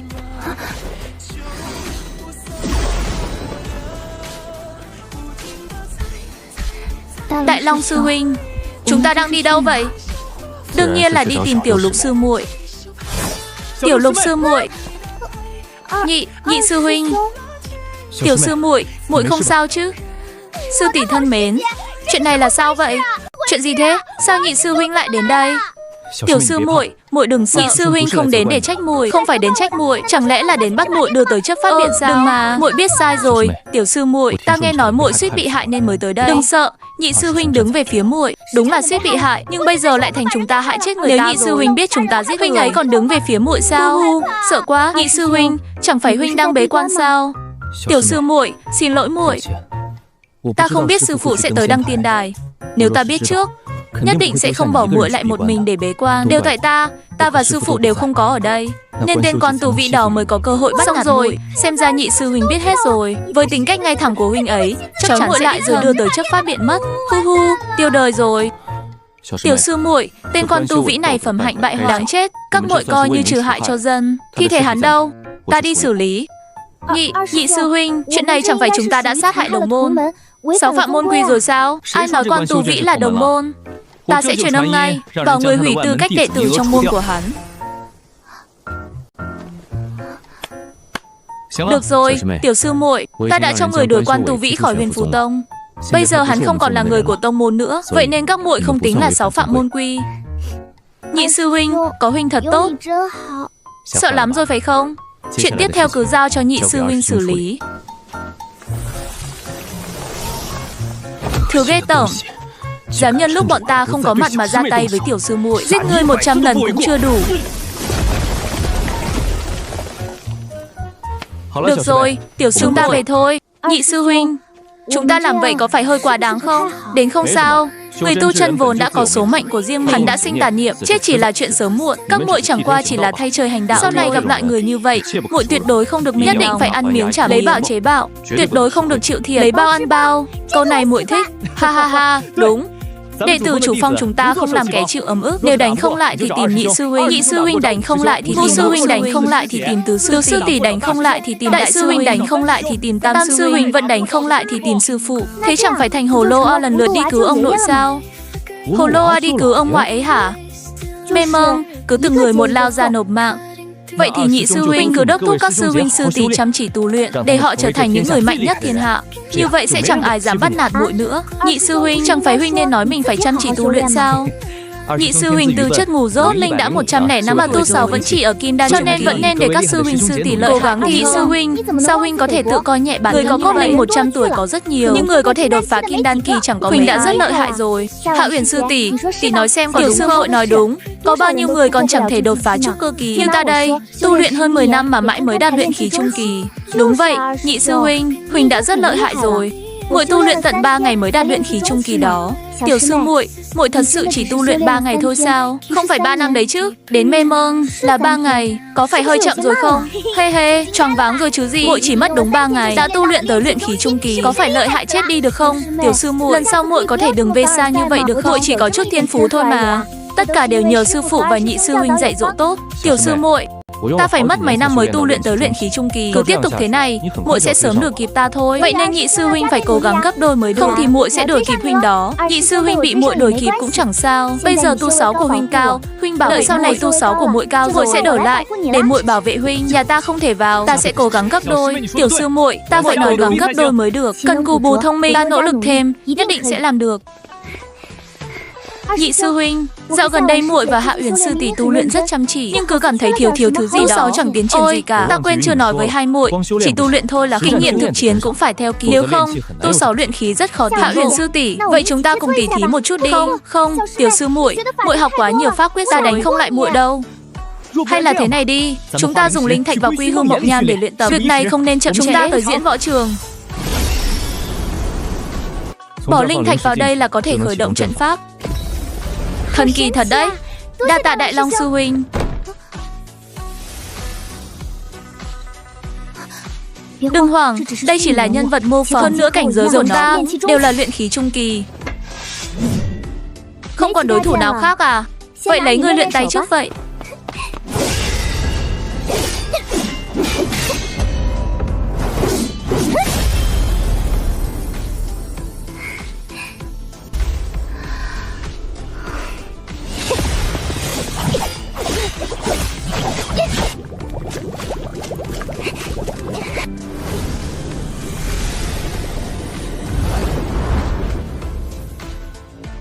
Tiểu sư muội, ta đột phá rồi. Tiểu Lục sư muội, muội có ở đây không?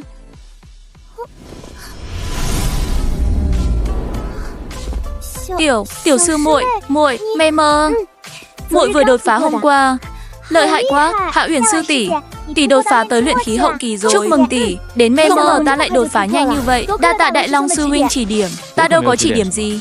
Chẳng qua kinh nghiệm thực chiến của muội đã tăng lên, vừa vặn phá được bình cảnh mà thôi. Dù sao cũng cảm ơn Đại Long sư huynh. Muội đừng cố quá nhé. Tranh thủ 2 ngày này tu luyện thêm đi. 2 ngày nữa sư phụ sẽ trở về. Đến lúc đó khiến người phải nhìn muội bằng con mắt khác. Cứ yên tâm đi, nhị sư đảm bảo sẽ khiến sư phụ phải. Tiểu sư muội, ta vẫn luôn muốn hỏi muội, thanh kiếm này muội lấy từ đâu vậy? Nó thuộc loại linh khí nào? Quanh thân kiếm hoàn toàn không có dao động linh khí, vậy mà lại có thể đưa muội ngao du 9 tầng trời. Quả thật rất kỳ lạ, quá kỳ lạ. Muội cũng không biết đây là kiếm gì. Muội lấy nó từ nhà mang theo, thấy thân kiếm vừa to vừa dẹt, trông có vẻ rất dễ đứng lên, lại còn cực kỳ ngầu, nên muội mang theo luôn. Ôi, cuối cùng tên nhóc này cũng có phản ứng rồi. Tiểu Lục sư muội, nếu ta không nhìn nhầm, vừa rồi thanh kiếm này đã động đậy phải không? Đúng là nó đã động, vậy sao giờ lại không động nữa? Chẳng lẽ là vì vừa rồi muội khen nó? Đây là thanh kiếm ngầu nhất mà muội từng thấy. Thân kiếm sắc bén uy nghiêm, chuôi kiếm cổ kính, khiêm tốn mà không mất đi vẻ sang. Đúng là một thanh tuyệt thế hảo kiếm. Ồ, hóa ra đây là thanh kiếm thích được khen à? Thật kỳ lạ. Chẳng lẽ thanh kiếm này đã sinh ra linh trí? Để muội thử xem. Cảnh này quen quá. Trong tiểu thuyết toàn viết thế này, nữ chính bị kiếm làm bị thương, thanh kiếm hút máu của nàng, sau đó liền ký khế ước với thần. Chẳng lẽ thanh kiếm này sắp được muội ký khế ước rồi? Tiểu sư muội, kiếm không nhất thiết phải dùng máu để ký khế, dùng linh khí của mình là được rồi. Vậy tại sao nó lại làm muội bị thương? Có khi là vì muội dẫm chúng trôi kiếm rồi. Xin lỗi, muội không cố ý. Xin lỗi nhé, ngươi là thanh kiếm ngầu nhất thế gian, chắc không nhỏ nhen đến mức ghi thù đâu nhỉ, mà vẫn chưa đặt tên cho người nữa. Nhìn thân kiếm của ngươi khí thế thật hùng vĩ, khí phách hiên ngang. Chuôi kiếm lại mang màu xám đen, cổ kính mà lại đầy vẻ thần bí. Chuôi kiếm màu xám, vậy gọi là tiểu hôi hôi đi. Mê mơ, cái tên này thôi à? Tiểu Hôi Hôi, nghe ta nói cái tên này thật ra ai làm đấy?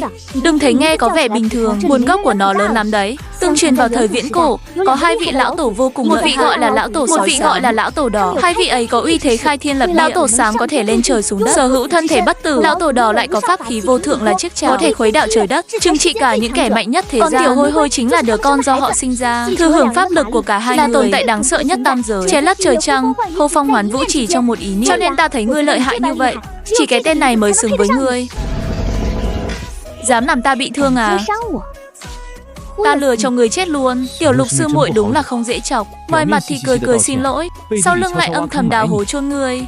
Tiểu sư muội đúng là không dễ chọc, có thù là âm thầm trả lại ngay. Sau này người sẽ tên là Tiểu Hôi Hôi. Chỉ có ngươi mới xứng với cái tên vừa ngầu vừa bá đạo này. Ta đối xử với người tốt như vậy, còn bắt óc đặt cho người cái tên hay thế này. Ngươi nhất định phải bảo vệ ta thật tốt đấy. Quả nhiên là một thanh kiếm có linh tính. Ta thấy kiếm trong thiên hạ này đều chẳng lợi hại bằng ngươi đâu. Ngươi cứ như đã được khai sáng vậy. Thế này cũng được sao? Hạ Uyển sư tỷ, lên đây đi. Ta dùng tuyệt thế hào kiếm chờ tỷ một đoạn. Thế này, không ổn lắm đâu. Tỷ sợ kiếm của ta không chở nổi hai người sao? Không cần lo. Tiểu Hôi Hôi là thanh kiếm lợi hại nhất thiên hạ. Đừng nói hai người, cho dù hàng nghìn hàng vạn người cũng chở được. Tiểu sư muội, thanh kiếm này của muội không đơn giản đâu, có thể tự biến lớn nữa. Đương nhiên rồi, Tiểu Hôi Hôi của chúng ta là thanh kiếm lợi hại nhất thiên hạ. Hê hê. Ha ha ha ha ha ha ha. Tiểu sư muội, ta muốn nhanh chóng đột phá trúc cơ kỳ. Ta về tu luyện đây. Tiểu sư muội, muội chưa từng luyện phù phải không? Luyện phù rất nguy hiểm, chỉ cần sơ sẩy một chút là có thể. Chỉ bằng đợi sư phụ về rồi dạy sao? Ta cẩn thận một chút là được. Huynh dẫn ta xuống núi mua chút đồ, gọi Hạ Uyển sư tỷ theo rồi. Tiểu Lục sư muội, đồ ăn cứ bỏ vào không gian trữ vật đi, sẽ không bị hỏng đâu. Ta sắp xách không nổi nữa rồi. Tiểu sư muội, nhìn kìa, bên đó có đạo trưởng này, không biết giấy phù này bán thế nào. Một khối hạ phẩm linh thạch được 100 tờ, một bó này có bao nhiêu tờ? 1000 tờ. Đạo trưởng ra ra. Cây phù bút này bán thế nào vậy? Loại bằng gỗ, 99 hạ phẩm linh thạch. Loại huyền thiết, một trung phẩm linh thạch. Còn cây phù bút chứa linh khí này, 10 thượng phẩm linh thạch. Đạo trưởng ra ra, ta muốn cây này. Ông tính rẻ cho ta một chút nhé. Không được, không được. Dù sao đây cũng là linh khí cấp tông. 10 thượng phẩm linh thạch đã rất rẻ rồi. Nếu không đủ tiền thì bảo người nhà đưa thêm cho. Ha ha. Nhưng ta chỉ là một cô nhi thôi. Nếu cháu đã muốn thì 5 thượng phẩm linh thạch, cầm lấy đi. Dù sao số này cũng là ta tự mình kiếm được. Cảm ơn đạo trưởng, ông đúng là người tốt nhất ta từng gặp. Ông đưa hết số linh thạch này cho ta rồi. Sau này ông lấy gì ăn? Không sao đâu. Nhà ăn tông môn có cơm mà. Mỗi ngày ta còn được ăn mấy cái màn thầu nữa. Đạo trưởng ra ra tạ ông. Tiểu sư muội, ta vẫn còn rất nhiều linh thạch. Nếu muội không có linh thạch thì cứ dùng của ta. Cứ trợ đệ tử nội môn của tông môn vừa ra tay đã là mấy trăm nghìn thượng phẩm linh thạch. Nhị sư huynh, toàn bộ tài sản đúng là một khoản khổng lồ mà. Đa tạ nhị sư huynh, ta cũng còn hơn 1000 viên linh thạch, đủ dùng mà. Vậy sao vừa rồi huynh không để ta trả tiền? Nhị sư huynh, Huyền Phù Tông chúng ta vốn không giàu có bằng các tông môn khác. Ta nghĩ được tiết kiệm thì cứ tiết kiệm. Chúng ta tiết kiệm được một chút thì áp lực cho sư phụ và các sư huynh cũng nhẹ đi một chút. Tiểu sư muội, để muội phải chịu thiệt thòi rồi. Ta chẳng thấy thiệt thòi gì cả. Huynh và Ngũ sư huynh đã dành những thứ tốt nhất cho ta rồi. Ta đã hỏi thăm rồi. Một quả linh có phải một thượng phẩm linh thạch đấy. Lần trước huynh cho ta hơn 100 quả. Có phải huynh đã đưa hết số linh của mình cho ta? Đúng là toàn bộ linh của ta. Nhưng ta không thích ăn, nên cho muội hết đấy. Muội đừng thấy áy náy. Ai mà chẳng thích linh của vừa bồi bổ thể lực vừa an thần chứ. Có tu sĩ nào lại không thích? Nhị sư huynh đối tốt với muội thế nào, muội đều sau này linh của huynh cứ để muội lo. Đi, chúng ta đi kiếm tiền.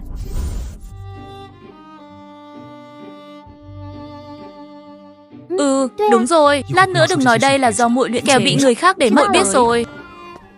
Vị tiểu đạo hữu này, đây đều là cực phẩm bổ linh đan. Xin hỏi những đan dược này do ai luyện chế? Có thể cho lão phu biết danh hiệu của vị ấy. Lão phu chỉ muốn hợp tác lâu dài. Dù sao cực phẩm đan cũng rất hiếm. Đây đều là do sư phụ ta luyện chế. Sư phụ ta không thích bị người khác. Lão nhân gia đã nói, nếu giá cả hợp lý, lần sau ta sẽ lại mang đến. Tiểu đạo hữu cứ bổ linh đan hạ phẩm thông thường, 50 hạ phẩm linh, một viên 150 trung phẩm, còn cực phẩm bổ ta tính cho người mỗi viên một thượng phẩm linh thạch. Thế nào? Tổng cộng có 2512 tính tròn cho ngươi. Tính 2520 thượng phẩm linh thạch. Rẻ vậy sao?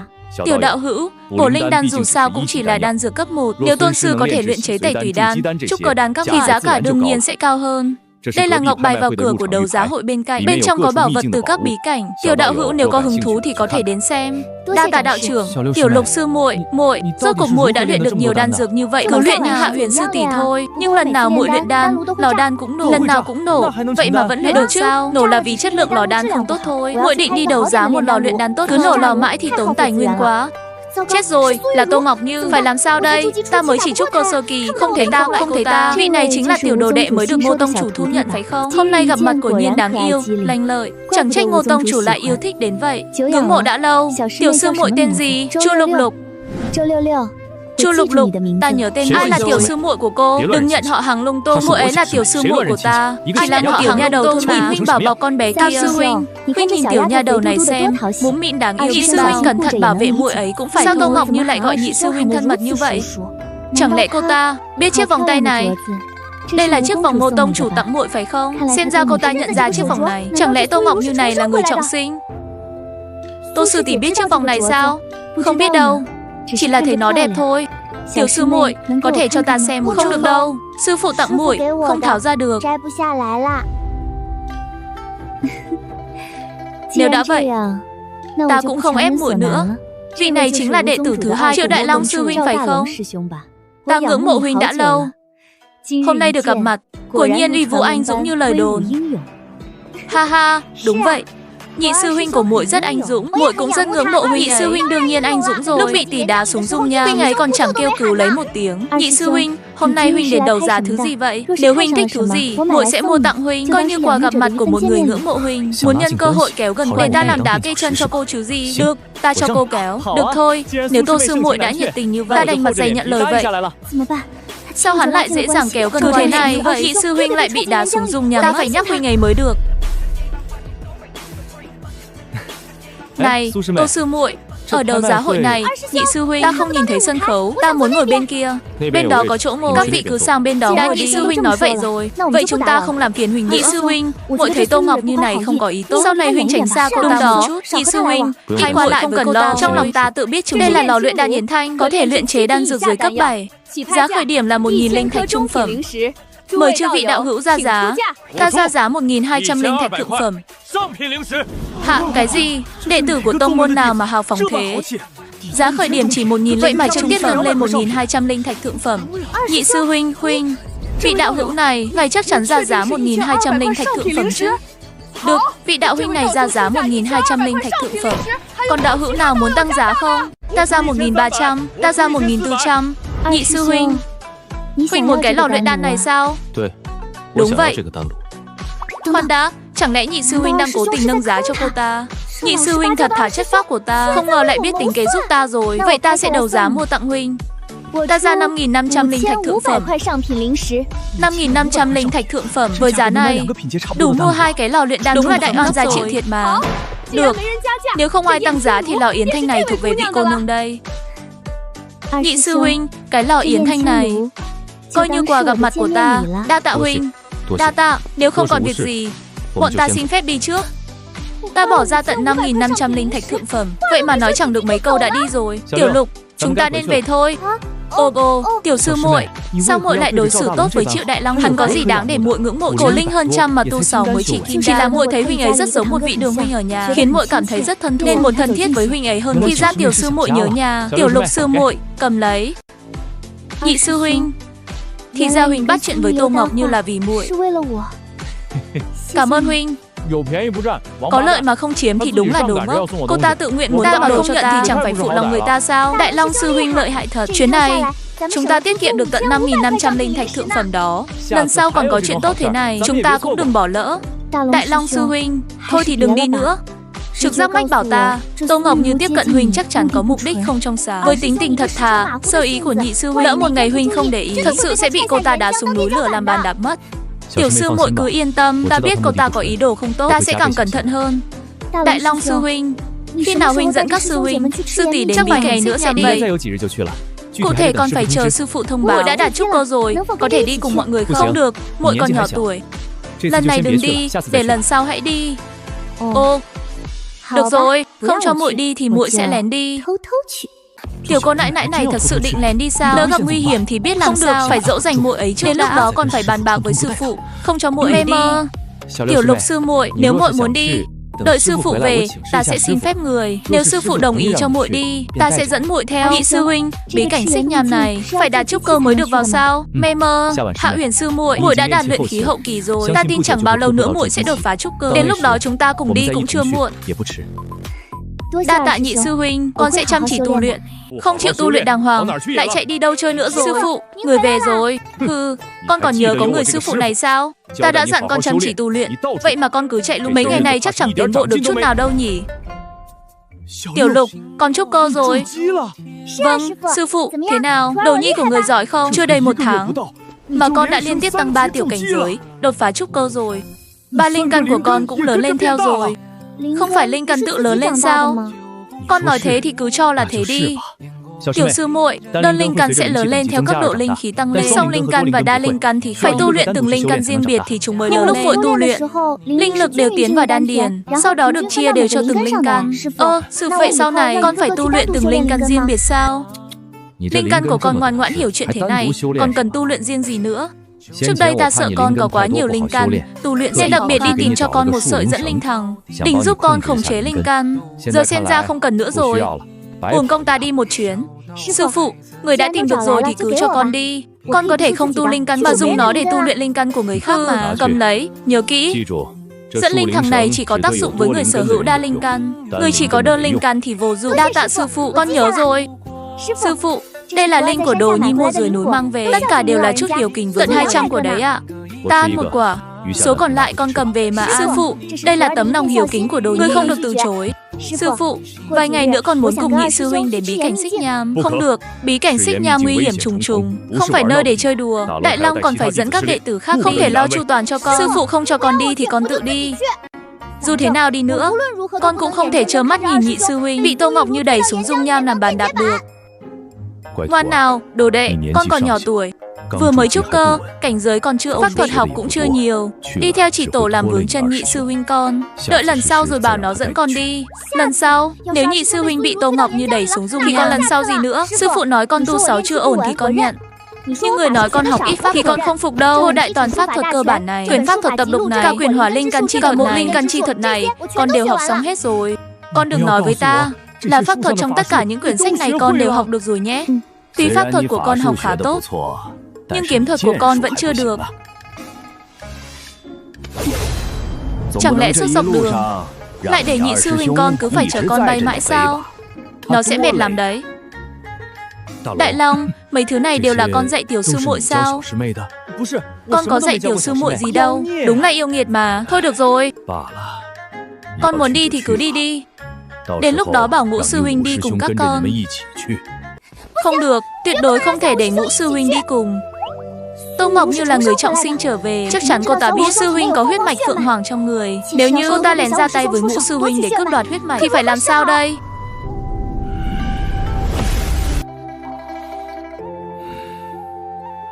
Thôi được, vài ngày nữa con cứ cùng nhị sư huynh đi đi. Nhưng trên đường đi, con phải nhớ kỹ, phải nghe lời nhị sư huynh, biết chưa? Phải nghe lời huynh ấy. Trên đường đi, con phải nghe lời nhị sư huynh. Tất cả đều nghe lời con, không sai. Đại Long, lần này đến bí cảnh xích nham, mọi chuyện con đều phải nghe tiểu sư muội. Muội bảo huynh tránh xa ai thì huynh cứ tránh xa người đó. Nhớ kỹ chưa? Vâng, sư đệ tử nhớ rồi. Đây là những lá thuấn ngân, đến lúc cần thiết thì dùng để bảo toàn. Tiểu Lục, cái này cho con. Đây là ẩn linh khí, mang theo bên. Người có tu 6 thấp hơn cảnh giới này sẽ không thể dò ra tu 6. Thiên phú của con quá cao, rất dễ khiến người khác ganh ghét. Ra ngoài nhất định phải biết che giấu. Đa tạ sư phụ.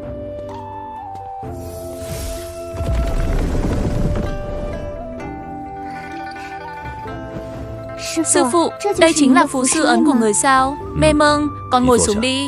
Thử xem có thể khắc được giống như trong sách không? Đây đều là những gì các đệ tử đời trước để lại sao? Trong sách này sao lại có? Đây đều là những gì các đệ tử đời trước để lại. Trên đường tu luyện, tinh thần lực của con người sẽ dần hao tổn. Đau đớn không ai có thể chịu đựng được quá trình này sẽ có thiên phú làm phù. Nếu cưỡng ép khắc phù thì sẽ phải trả giá. Con cứ xem trước đi, tốt nhất là ghi nhớ được hết. Sư phụ, con nhớ kỹ rồi.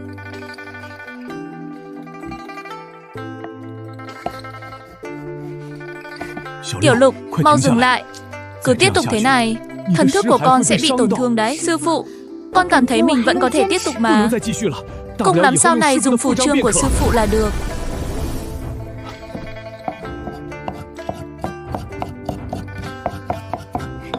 Sư phụ, con thành công rồi. Huyền Phù Tông chúng ta đã cả nghìn năm chưa từng xuất hiện kim ấn. Tiểu Lục, con vốn có mệnh cách tu luyện phù thuật.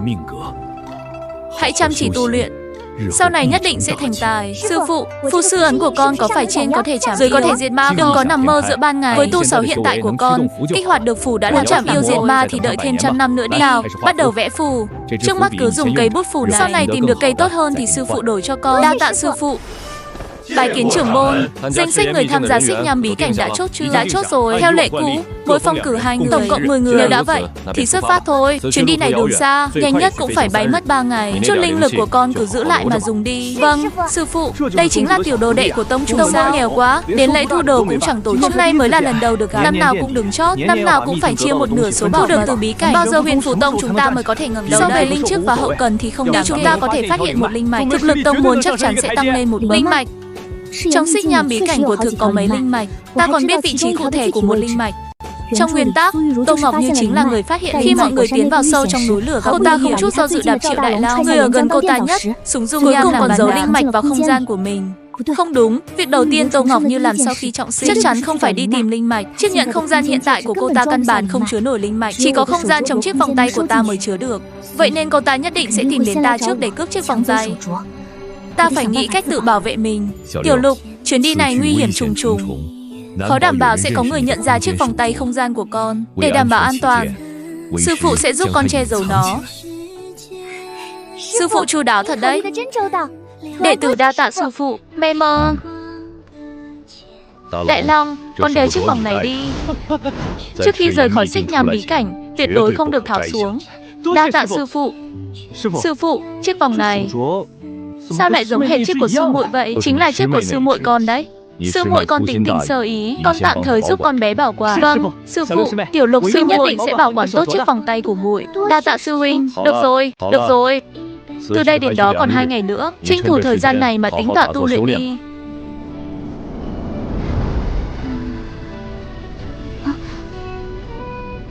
Điều động linh khí bảo vệ cơ thể, quả nhiên không còn nóng đến vậy nữa.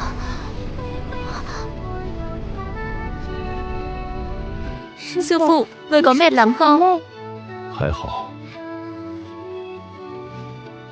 Sư phụ, ăn cái này đi, hiệu quả sẽ tốt hơn.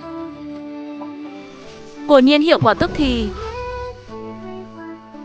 Nhị sư huynh, cái này cho huynh. Đa tạ Tiểu Lục sư huynh và bí cảnh sẽ đào thật nhiều linh chi. Nếu là đan dược do chính con luyện chế, vậy sáu sư đành mặt dày nhận lấy. Sư phụ cứ yên tâm, nhận luyện đan đơn giản lắm. Sư phụ cứ yên tâm, đợi Nô Nhi đi đào cho người một mạch linh mới. Đến Huyền Phù Tông chúng ta gió nước lố đổ vách. Con nhóc này có tấm lòng ấy là tốt rồi. Nhưng linh mạch đâu phải dễ tìm, đâu phải thứ dễ dàng tìm thấy như vậy. Nhưng cũng phải biết tự lượng sức mình. Có những thứ là của con thì cuối cùng sẽ là phải của con thì cưỡng cầu cũng chẳng được. Mọi việc đều phải đặt an nguy của bản thân lên. Tuyệt đối không được đen tính ra mạo hiểm. Nhớ chưa? Đồ Nhi nhớ rồi. Linh mạch này con nhất định phải lấy được. Đã là của con thì là của con, không phải của con thì cũng phải biến thành của con. Hình Ngọc Sơn, ta nhớ ngươi có một huyền thuật thuẫn đúng không? Vừa hay có thể tặng cho Đồ Nhi ta làm quà gặp mặt. Tông chủ của Nhiên tin tức linh thông. Ha ha, nha đầu, đây là huyền thuật thuẫn, có thể chống đỡ 3 lần công kích dưới cảnh giới kim đan hậu. Gặp nguy hiểm thì lấy ra dùng. Đa tạ Hình trưởng lão. Mao Tuấn Tài, ta nhớ ngươi có một sợi khổn tiên thẳng đúng không? Ngươi cũng chẳng dùng đến, chi bằng lấy ra cho Tiểu Lục dùng đi. Lão thổ phỉ này có thể phong tỏa linh khí, tuy tu 6 của con thấp, không thể phát huy nhưng miễn cưỡng vẫn dùng được. Cầm lấy đi. Đa tạ Miêu trưởng lão, đây là phá ách đan thất phẩm, trong bí cảnh có nhiều ma chướng, uống vào có thể nhanh chóng. Đa tạ Trương trưởng lão. Nha đầu, trưởng lão ta chẳng có gì, chỉ có một chứng thần bí này mang về từ giao cho con vậy. Tuy không dò được chút khí tức nào, nhưng lão phu có trực giác, nó chắc chắn nào đó nếu con loại thể ấp nhất định sẽ giúp con tung hoành trên trời. Anh, phát tài rồi, phát tài rồi. Thiếu Kim, ngươi tặng một quả trứng vỡ thì làm được gì? Sư phụ, con thích quả trứng này. Bên trong quả trứng này chính là hỏa kỳ lân đấy. Còn thứ gì quan trọng hơn hỏa kỳ lân nữa chứ? Ngươi chắc chắn chỉ tặng quả trứng này thôi chứ? Sau này dù Tiểu Lục phải trả giá thế nào, ngươi cũng không được đổi ý đấy. Đúng, chỉ tặng quả trứng này còn được yêu thú cấp 9 bảo vệ, chắc chắn không phải vật tầm thường. Nếu ngươi đã quyết định tặng quả trứng này, sau này đừng nghĩ đến chuyện đòi lại. Đồ đã tặng đi, đâu có đạo lý lấy lại bao giờ. Của trứng này đã được tặng đi, bất kể sau này nó biến thành thứ thì cũng đều là của nha đầu này. Đa tạ thiếu trưởng lão. Trẻ con đúng là dễ dỗ, cho đại một món đồ là có thể dụ được rồi. Ngô tông chủ, sao các vị không cưới phi chu đến đây?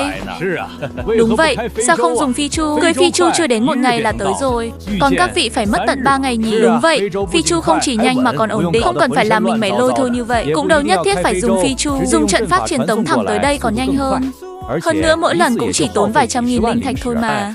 Trận pháp tiêu hao quá lớn, không đáng. Nhưng Ngự thú tông chúng ta, cưới tiên hạc đến mới là tiết kiệm. Mỗi trăm dặm chỉ cần tốn vài con cá nhỏ. Các vị tông chủ đang chế giễu Huyền Phù Tông, biết rõ Huyền Phù Tông không có mà còn cố tình châm chọc. Mấy đại tông môn lại cùng nhau bắt nạt Huyền Phù Tông. Ta vốn tưởng rằng 5 đại tông môn đứng đầu hẳn phải có phong thái chính nghĩa cao thượng của các tông môn. Không ngờ các người chỉ biết mạnh hiếp yếu, bỏ đá. Nếu chuyện này truyền ra ngoài, con đệ tử nào dám gia nhập các tông môn của các người nói Huyền Phù Tông thực lực yếu kém, tông môn suy bại. Nhưng các người có biết, một đại tông môn như chúng ta suốt những năm qua đều phải lấy tính mạng ra chống đỡ, chống lại ma tộc. Hàng ngàn hàng vạn đệ tử đã ngã xuống. Ha ha, tiểu đạo hữu quá lời rồi. Đó chẳng qua chỉ là một câu nói đùa mà thôi. Nói đùa sao? Các vị có biết chỉ vài câu nói ngắn ngủi của mình đã gây tổn thương sâu sắc đến Huyền Phù Tông thế nào không? Huyền Phù Tông chúng ta đời đời trấn thủ biên cương, máu đổ nơi chiến trường. Còn các tông môn của các vị thì sao? Các người làm ngơ, mắt thấy tai nghe cũng chẳng tâm và đạo nghĩa để ở đâu. Hôm nay nếu Huyền Phù Tông chúng ta diệt vong, ngày sau còn ai dám đứng ra chống lại ma tộc? Vị tiểu đạo hữu này, ta nghĩ ngươi hiểu lầm rồi. Chúng ta thật sự chỉ muốn đùa với Huyền Phù Tông một chút thôi. 6 đại tông môn chúng ta tuy thường tranh nhưng thực ra luôn đoàn kết và tương trợ lẫn nhau. Thường một tông môn gặp khó khăn, các tông môn khác đều sẽ viện trợ. Võ tông chúng ta coi trọng đạo nghĩa, tuyệt đối không phải đang chế giễu hay chúng ta cũng rất đồng cảm với sự suy bại của Huyền Phù Tông. Hận không thể giúp Huyền Phù Tông chia sẻ bớt những khó khăn của họ. Sao có thể là chế giễu được chứ? Tin ta đi, đây nhất định không phải chế giễu. Các vị thật sự rất đồng cảm với Huyền Phù Tông sao? Đồng cảm đến mức hận không thể giúp Huyền Phù Tông chia sẻ bớt những khó khăn của họ. Đúng vậy, nhất định phải giúp. Chúng ta coi trọng đạo nghĩa nhất như huynh đệ ruột, không thể không giúp. Đúng, nhất định sẽ giúp đỡ.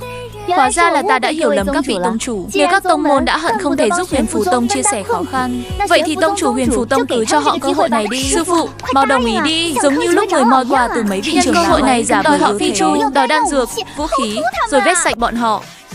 5 vị tông chủ của Nhiên rất trượng nghĩa, Ngô Mỗ vô cùng cảm kích.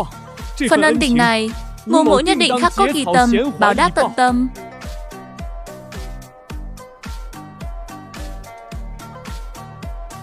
Các vị tông chủ chắc đang tính xem nên giúp đỡ thế nào phải không? Không cần phiền phức như vậy. Huyền Phù Tông thiếu gì thì cứ cho cái đó là được. Ví dụ như Tiên Kiếm Tông, trong tông môn thứ gì không nhiều thì chính là cho khoảng 800, 1000 thanh tiên kiếm là được. Ngươi tưởng tiên kiếm là cái trắng sao? Muốn bao nhiêu thì có bấy nhiêu à? Tông chủ Tiên Kiếm Tông chớ nổi giận. Tao nghĩ Tiên Kiếm Tông là đệ nhất đại tông thiên hạ, nên phải làm gương cho các tông môn khác. Vì thế mới này đi, thực lực Tiên Kiếm Tông các vị cũng chẳng có, vậy cứ lấy 500 thanh giúp đỡ. Ai nói Tiên Kiếm Tông không có thực lực? Chẳng qua chỉ là 1000 thanh tiên kiếm thôi. Tiên Kiếm Tông chúng ta vẫn cho nổi. Của Nhiên không hổ danh đệ nhất tông môn thiên hạ, thực lực đúng là vượt trội. Vừa ra tay đã là 1000 thanh tiên kiếm, không hổ là đại tông môn số 1, tông chủ của thật. Chẳng qua chỉ là 1000 thanh tiên kiếm, đối với Tiên Kiếm Tông mà nói chỉ như hạt mưa thôi. Tùy tiện cho chút đan dược là được. Ta suýt nữa thì nói sai rồi. Mê mơn, ít nhất cũng phải vài ngàn bình đan dược cao cấp mới xứng với thân phận. Vài ngàn bình. Đan dược từ thất phẩm trở lên của chúng ta cũng chỉ dù không ăn không ngủ năm cũng không luyện nổi vài ngàn bình đâu. Vậy hiệu suất của các vị hơi thấp rồi đấy. Ôi, cũng không thể để luyện đan tông phải gánh nặng quá. Chỉ bằng giống Tiên Kiếm Tông, tùy tiện cho 1000 bình là được. Huyền Phù Tông không có phi chu, Vạn Khí Tông lại nổi tiếng, vậy tùy tiện cho 8, 10 chiếc cơ trận pháp không mang đi được. Vậy thì tùy tiện cho vài trăm nghìn. Thượng phẩm linh thạch đi. Ngự Thú Tông có cho thêm 8, 1000 con tiên hạc cũng chẳng. Tiểu đạo hữu, Vạn Khí Tông chúng ta tổng cộng chỉ có 5 chiếc phi chu, đem hết ra cho thì chúng ta còn sống nổi sao? Thật sự quá ép người rồi. Mấy trăm nghìn thượng phẩm linh thạch ai có thể tùy tiện lấy ra chứ? Tưởng tiên hạc là chim hoang đầy đường sao? Mở miệng là đòi cả ngàn, chẳng thà giết chúng ta luôn đi. Là ta suy nghĩ chưa chu đáo. Trước đó ta cứ nghĩ các vị đều là những đại tông hậu nên mới đưa ra một yêu cầu nhỏ. Nếu các vị không muốn thì thôi vậy. Tiên Kiếm Tông và Luyện Đan Tông của Nhiên là đại tông môn gặp khó là lập tức ra tay. Phần đạo nghĩa này thật khiến người sau này nếu huynh đệ tỷ muội của chúng ta thì nhất định phải báo, dù thế nào cũng phải bái nhập hai tông môn đức cao. Mọi người nói có đúng không? Đây mới thật sự là đại tông. Đã sớm nghe nói Tiên Kiếm Tông chính luyện đan tông cũng đại nghĩa lẫm liệt. Của Nhiên là vậy mới đúng chứ. Thôi được, một phương gặp nạn, tám phương chi viện. Vạn Khí Tông chúng ta vì giúp đỡ, có vết sạch gia sản cũng chẳng sao. Vạn Khí Tông chúng ta nguyện tặng một chiếc phi chu, giúp Huyền Phù Tông vượt qua cửa ải khó khăn. Tông môn ta cũng nguyện góp một phần sức. Tông chủ nói phải. Sáu đại tông môn chúng ta xưa nay vốn là một Huyền Phù Tông gặp nạn, đương nhiên thế này đi. Huyền Cơ Tông nguyện xuất một khoản thượng phẩm linh thạch để giúp đỡ Huyền Phù Tông. 1000 con tiên hạc tông chúng ta có cái này đi. Thú Tông ta tặng 500 con tiên hạc cho Huyền Phù Tông họ vượt qua khó khăn. Ta đã nói rồi mà, các vị tông môn đều là những đại tông chính nghĩa, tuyệt đối không bao giờ bỏ đá xuống giếng. Đối mặt với khó khăn còn hào phóng viện trợ, không thể đem cả tông môn quyên ra. Đại lục huyền chân chính vì có các vị mới có thể phồn vinh hưng thịnh như ngày hôm nay. Đại tông môn chính nghĩa, cường ma của nhân tộc, đúng là nhờ có mấy đại tông môn này. Tiểu Lục sư muội lợi hại thật đấy. Chỉ vài câu nói đã khiến 5 đại tông môn cam tâm tình nguyện bỏ ra nhiều thứ như vậy. Ai bảo bọn họ chế giễu chúng ta thì đương nhiên phải trả giá. Đúng là phải trả giá. Ha ha ha, tông chủ của Nhiên nhìn người rất chuẩn, đã tìm được cho chúng ta một bảo bối quý giá như vậy. Tiểu Lục, những thứ con đòi được còn quan trọng hơn nhiều so với những thứ trong bí cảnh. Đệ tử của 5 tông môn kia rất có thể sẽ nhắm vào con. Hay là lần này con đừng đi bí cảnh nữa. Sư phụ, con nhất định phải đi. Con nhất định phải bảo vệ nhị sư huynh thật tốt.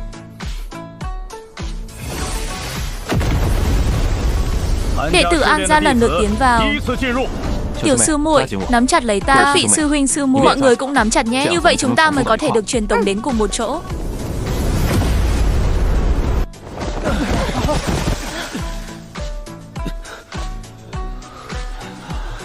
Mọi người có thấy Tiểu Lục đâu không? Hình như muội ấy bị truyền tống đến nơi khác. Xích Nham bí cảnh này nguy hiểm trùng trùng. Chúng ta mau đi tìm muội ấy. Đúng, chúng ta lập tức đi tìm. Ta đi, gặp quỷ rồi. Cô nương tỉnh rồi. Nơi này hoang vu hẻo lánh, chi bằng chúng ta kết bạn đồng hành. Trùng hợp thật đấy, trùng hợp thật. Được thôi, cậu còn không được.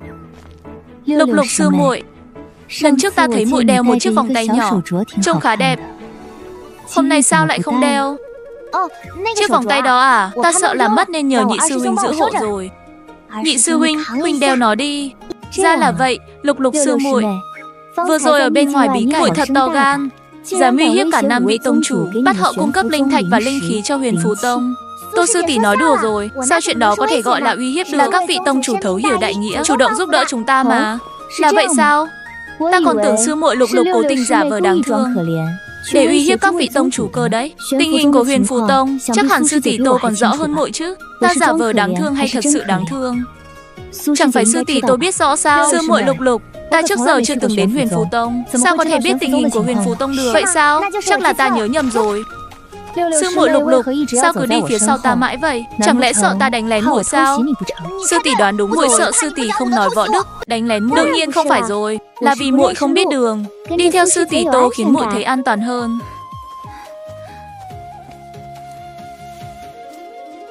Sư tỷ Tô, tỷ hái được nhiều linh chi quá, có thể chia cho muội một nửa không? Sư muội Lục Lục, sư tỷ Tô không muốn cho thì thôi, không cần phải lừa muội đâu. Thôi vậy, muội ngốc lắm, đi theo tỷ có khi còn chẳng tìm muội tự đi thì hơn. Ta lừa muội lúc nào? Muội đi rồi thì tìm Triệu Đại Long lấy vòng tay kiểu gì? Sư muội Lục Lục, khoan đi đã.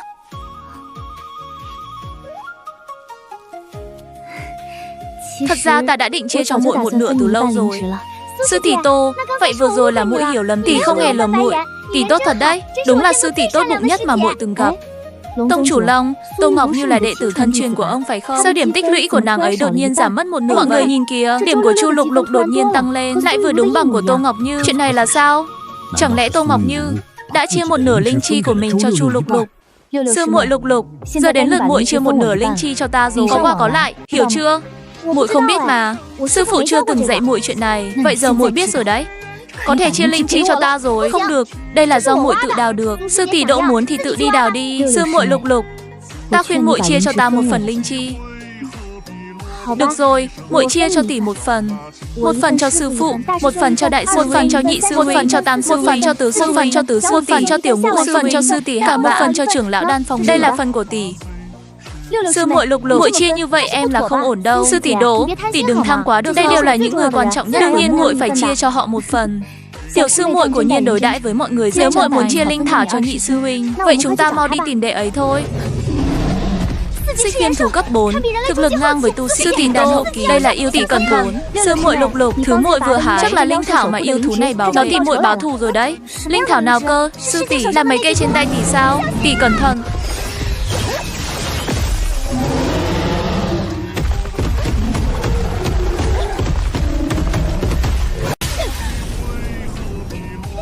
Đánh hay lắm, thêm một cú nữa. Cố lên, cố lên.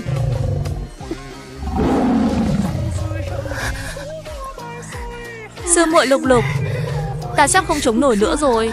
Mau đến giúp ta đi. Sư tỷ Tô, tỷ đừng sợ. Muội là người trọng tình trọng nghĩa, muội đến giúp tỷ đây. Sư tỷ Tô, xin lỗi. Pháp thuật muội vừa học, ngắm chưa được chuẩn lắm. Ôi, xin lỗi sư tỷ Tô, không ngắm kỹ nên mới vậy. Muội thật sự không cố ý đâu. Sư tỷ Tô, xin lỗi. Tỷ đừng giận.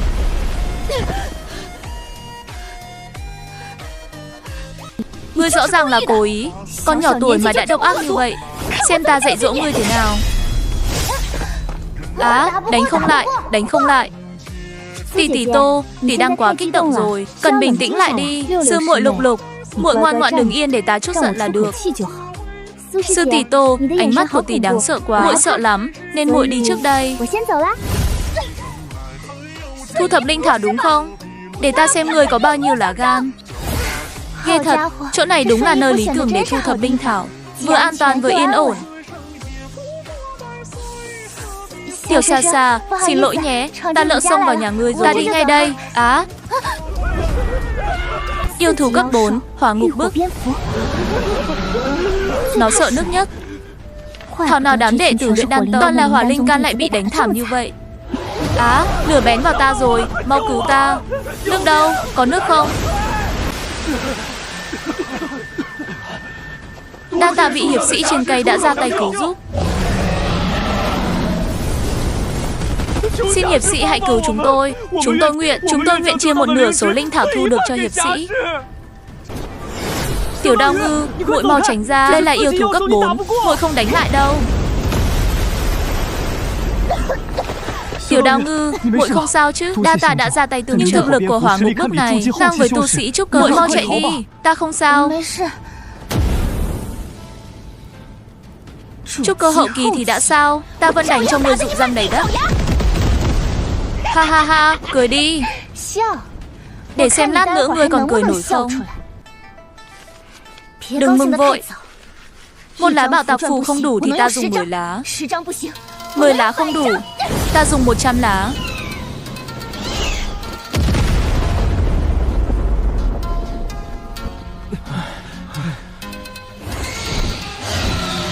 Ồ, ngươi cũng khó giết thật đấy. Nếu bạo tạc phù không giết được ngươi thì nếm thử băng phong phủ này đi.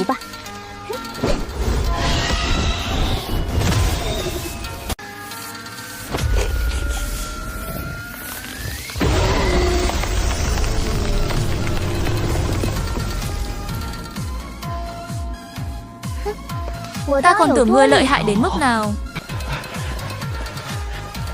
Đa tạ vị tiểu đạo hữu đã ra tay cứu giúp. Các vị đạo hữu không cần khách sáo, thấy chuyện bất bình ra tay tương trợ. Đó là bổn phận của người tu đạo chúng ta. Tiểu đạo hữu của thật rất trượng nghĩa.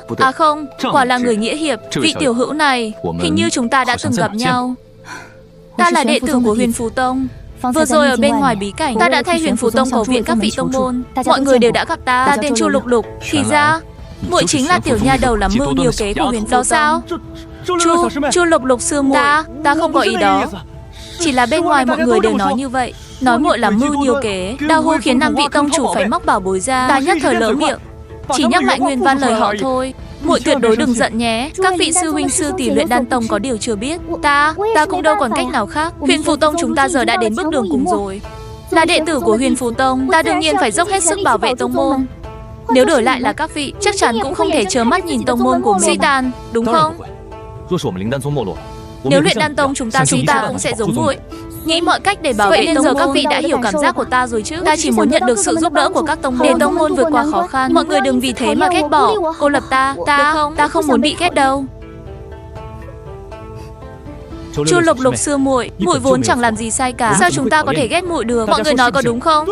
Tiểu sư muội không sai, muội ấy chỉ một lòng bảo vệ tông môn mà thôi. Người sai đâu vị tông chủ kia ngay từ đầu không nên ỷ mạnh công khai chế giễu Huyền Phù Tông. Đa tạ các vị sư huynh sư tỷ đã thấu hiểu. Các vị thật sự rất tâm lý. Nghe các vị nói mà lòng ta thấy ấm áp quá. Tiểu sư muội, sao muội lại ở đây một mình? Các sư huynh khác của Huyền Phù Tông đâu? Vừa vào đây ta đã bị truyền tống đến chỗ này. Ta đang định đi tìm nhị sư huynh thì tình cờ gặp các vị bị hỏa ngục bức truy sát. Lục sư muội, nếu vừa rồi không có muội, nếu không nhờ muội, mấy người chúng ta đã thân cứu mạng này. Đây là thứ muội xứng đáng nhận, nhất định phải nhận lấy. Ấy, sư huynh hữu tài, huynh nói gì vậy? Muội cứu mọi người đâu phải vì linh thực. Dù Huyền Phù Tông chúng ta bây giờ nghèo đến mức chẳng có gì ăn, nhưng muội tuyệt đối không thể lấy chiến lợi phẩm của mọi người. Như vậy là không có đạo lý, không thể làm thế. Sư muội Lục, ban đầu chúng ta đã thỏa thuận rồi, sao có thể? Nếu muội không nhận, ngược lại chúng ta sẽ thành kẻ thất hứa mất. Đúng đó, sư muội Lục phải đó, nhận đi. Chúng ta không thể trở thành người thất tín được. Được rồi, nếu các sư huynh sư tỷ đều đã nói vậy, thì muội đành mặt dày nhận lấy vậy. Tiểu Lục, muội không sao chứ? Nhị sư huynh, muội không sao.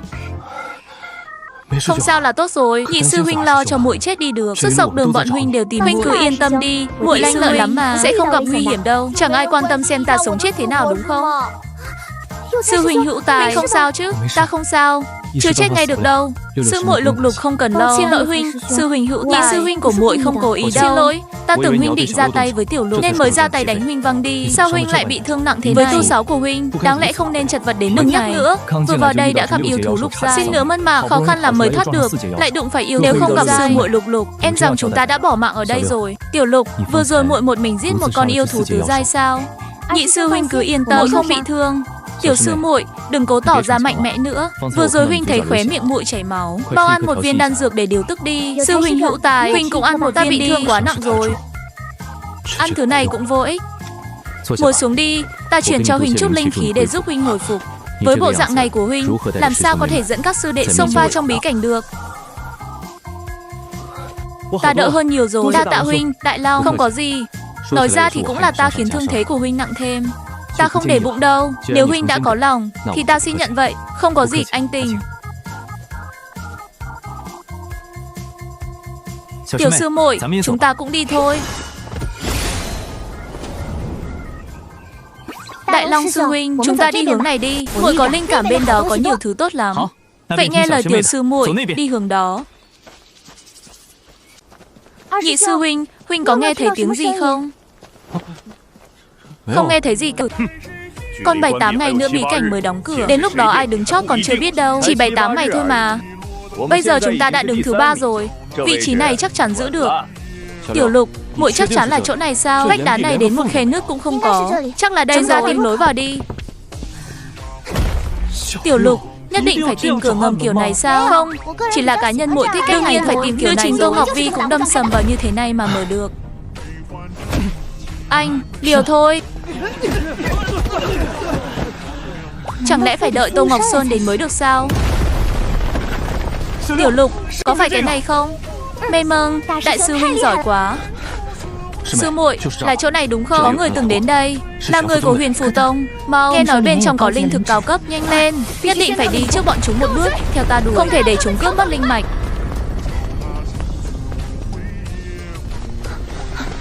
Tiểu Lục, là chỗ này sao? Chắc là ở quanh đây. Mọi người cẩn thận, ở đây có thể có một con yêu thú hỏa liệt điểu lục giai. Yêu thú lục giai có thực lực hỏa liệt điểu hung đan. Thực lực phải làm sao đây? Nhị sư huynh, muội biết điểm yếu của nó. Nếu kinh động đến nó, cứ nhắm thẳng vào mắt mà tấn công. Theo nguyên tắc, linh mạch nằm ở bên trong, nhưng bên dưới là dung nham, không thể đi qua được. Rơi xuống đó là xong đời. Làm sao qua được đây?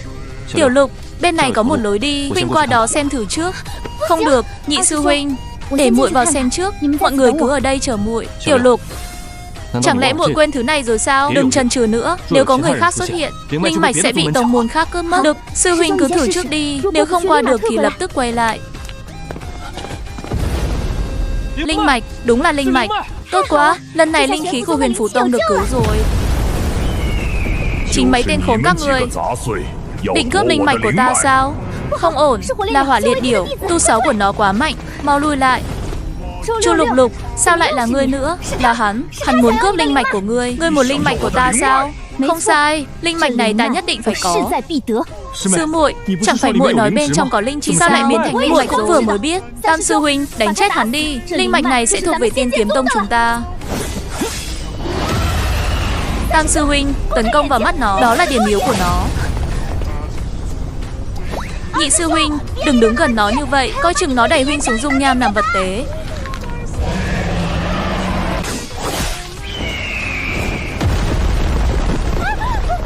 Đại Long sư huynh, cẩn thận. Ta ra tay trước mới không trở thành đá lót đường cho các ngươi. Ngươi đa tạ, Chu Lục Lục. Ngươi cứ chờ đó.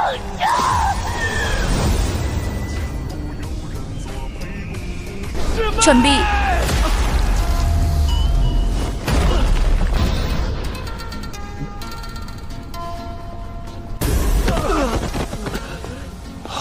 Ồ, Long tông chủ.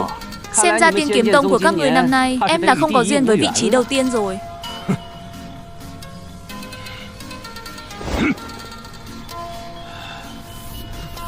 Các vị sư huynh sư tỷ Thiên Kiếm Tông, giờ các vị không còn sư huynh Kim Đan kỳ bảo vệ, tốt nhất mau chạy thoát thân đi. Hỏa liệt điểu nổi điên lên không phải dễ đối phó đâu. Lỡ chẳng may bị vạ lây thì...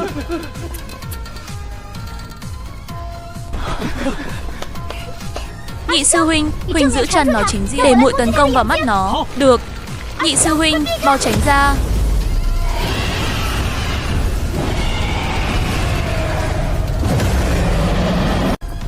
Không ổn, nó muốn tự bạo.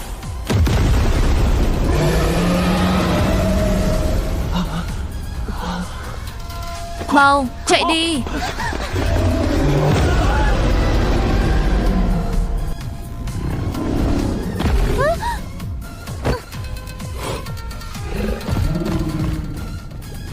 Cuối cùng ta cũng đi được rồi.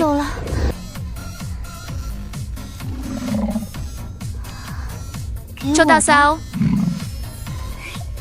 Cảm ơn nhé. Ý ngươi là bảo ta tự vào trong lấy sao? Tiểu Lục, đừng vào.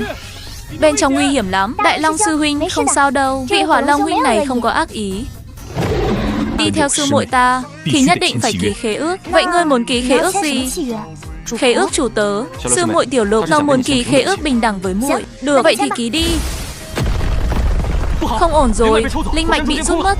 Núi lửa do chúng đã sống rồi, sắp ra bãi đất trông chần chừ.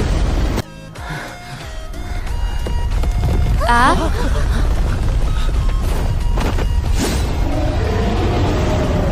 Mau chạy, mọi người chạy mau. Mọi người cầm chắc ngọc bài. Nếu gặp nguy hiểm thì bóp nát nó. Chuyện gì vậy? Sao yêu thú không tấn công chúng ta? Hình như chúng còn đang sợ chúng ta nữa. Ta biết rồi. Nhất định là lúc này trên người chúng ta dính khí tức của Hỏa Long, nên đám yêu thú này mới sợ đến vậy. Tiểu sư muội phân tích đúng, quả thực là do khí tức của Hỏa Long. Ha ha ha, phân tích chuẩn đấy. Xem ra truyền âm phù không dùng được ở đây. Nhị sư huynh, hay là chúng ta cứ đến lối ra bí cảnh chờ đi. Tông chủ chắc chắn đang tìm cách mở cửa rồi.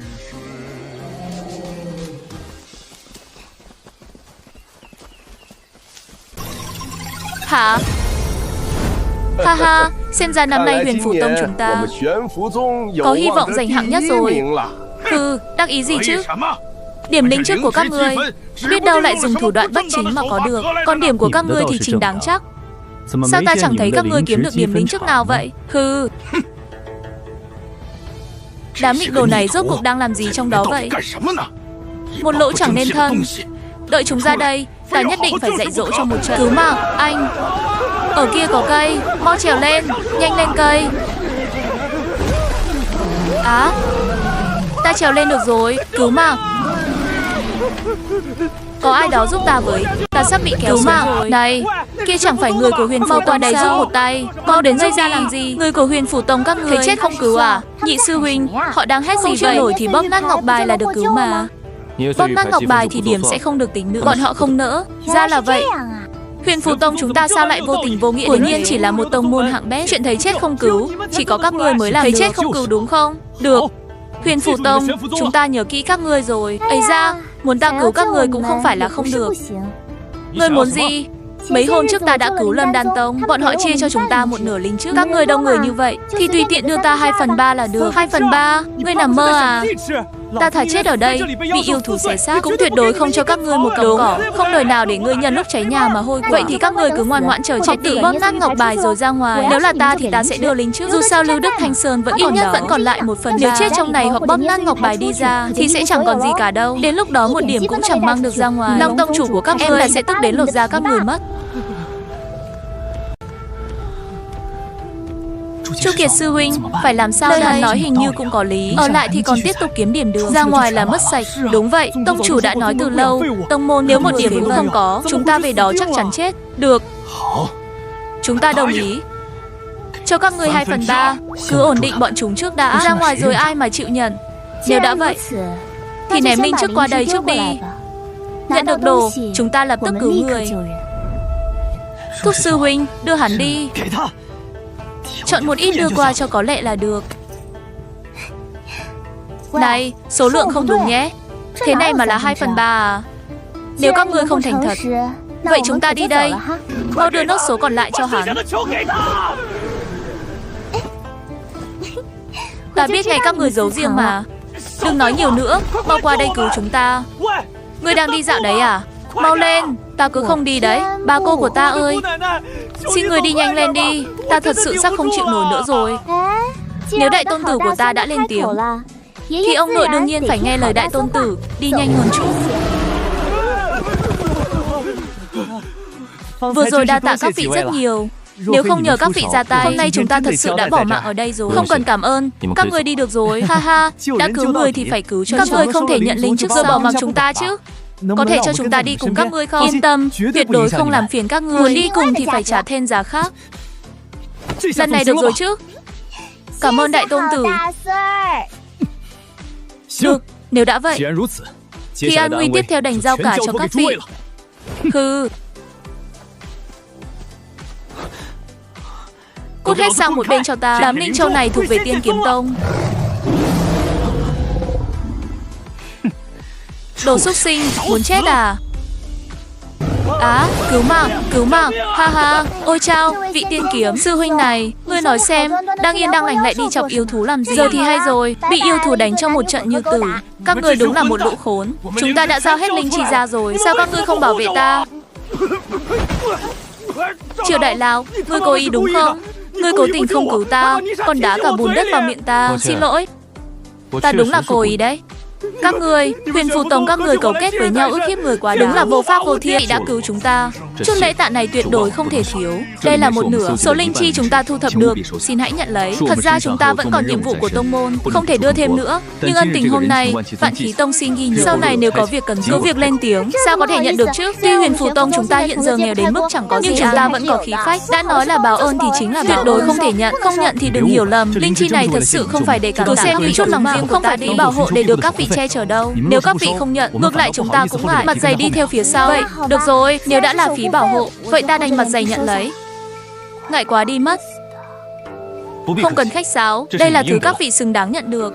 Các vị sư huynh, mọi người cũng qua đó giúp một tay đi. Viên sư huynh, ta có một bình cực phẩm bổ linh đan, huynh cầm lấy, chia cho các sư huynh. Sư tỷ bị toàn bộ đều là cực phẩm bổ linh đan. Báu vật quý giá thế này, ta không thể nhận được. Muội mau cất lại đi. Giả bộ làm ra vẻ cho ai xem vậy. Đám ngu ngốc Vạn Khí Tông này, đừng để nha đầu chính phần là đang lấy lòng người khác. Miệng thì nói cùng chẳng phải vẫn bỏ vào túi. Có thể giữ được khí tiết như vậy, chứng tỏ người này của thật có phẩm chất. Không giống một số kẻ chỉ biết ở sau lưng châm dầu vào lửa, kích động lòng người. Chu Kiệt, người im miệng. Con dám nói xấu tiểu sư muội của thì lập tức cút khỏi đội.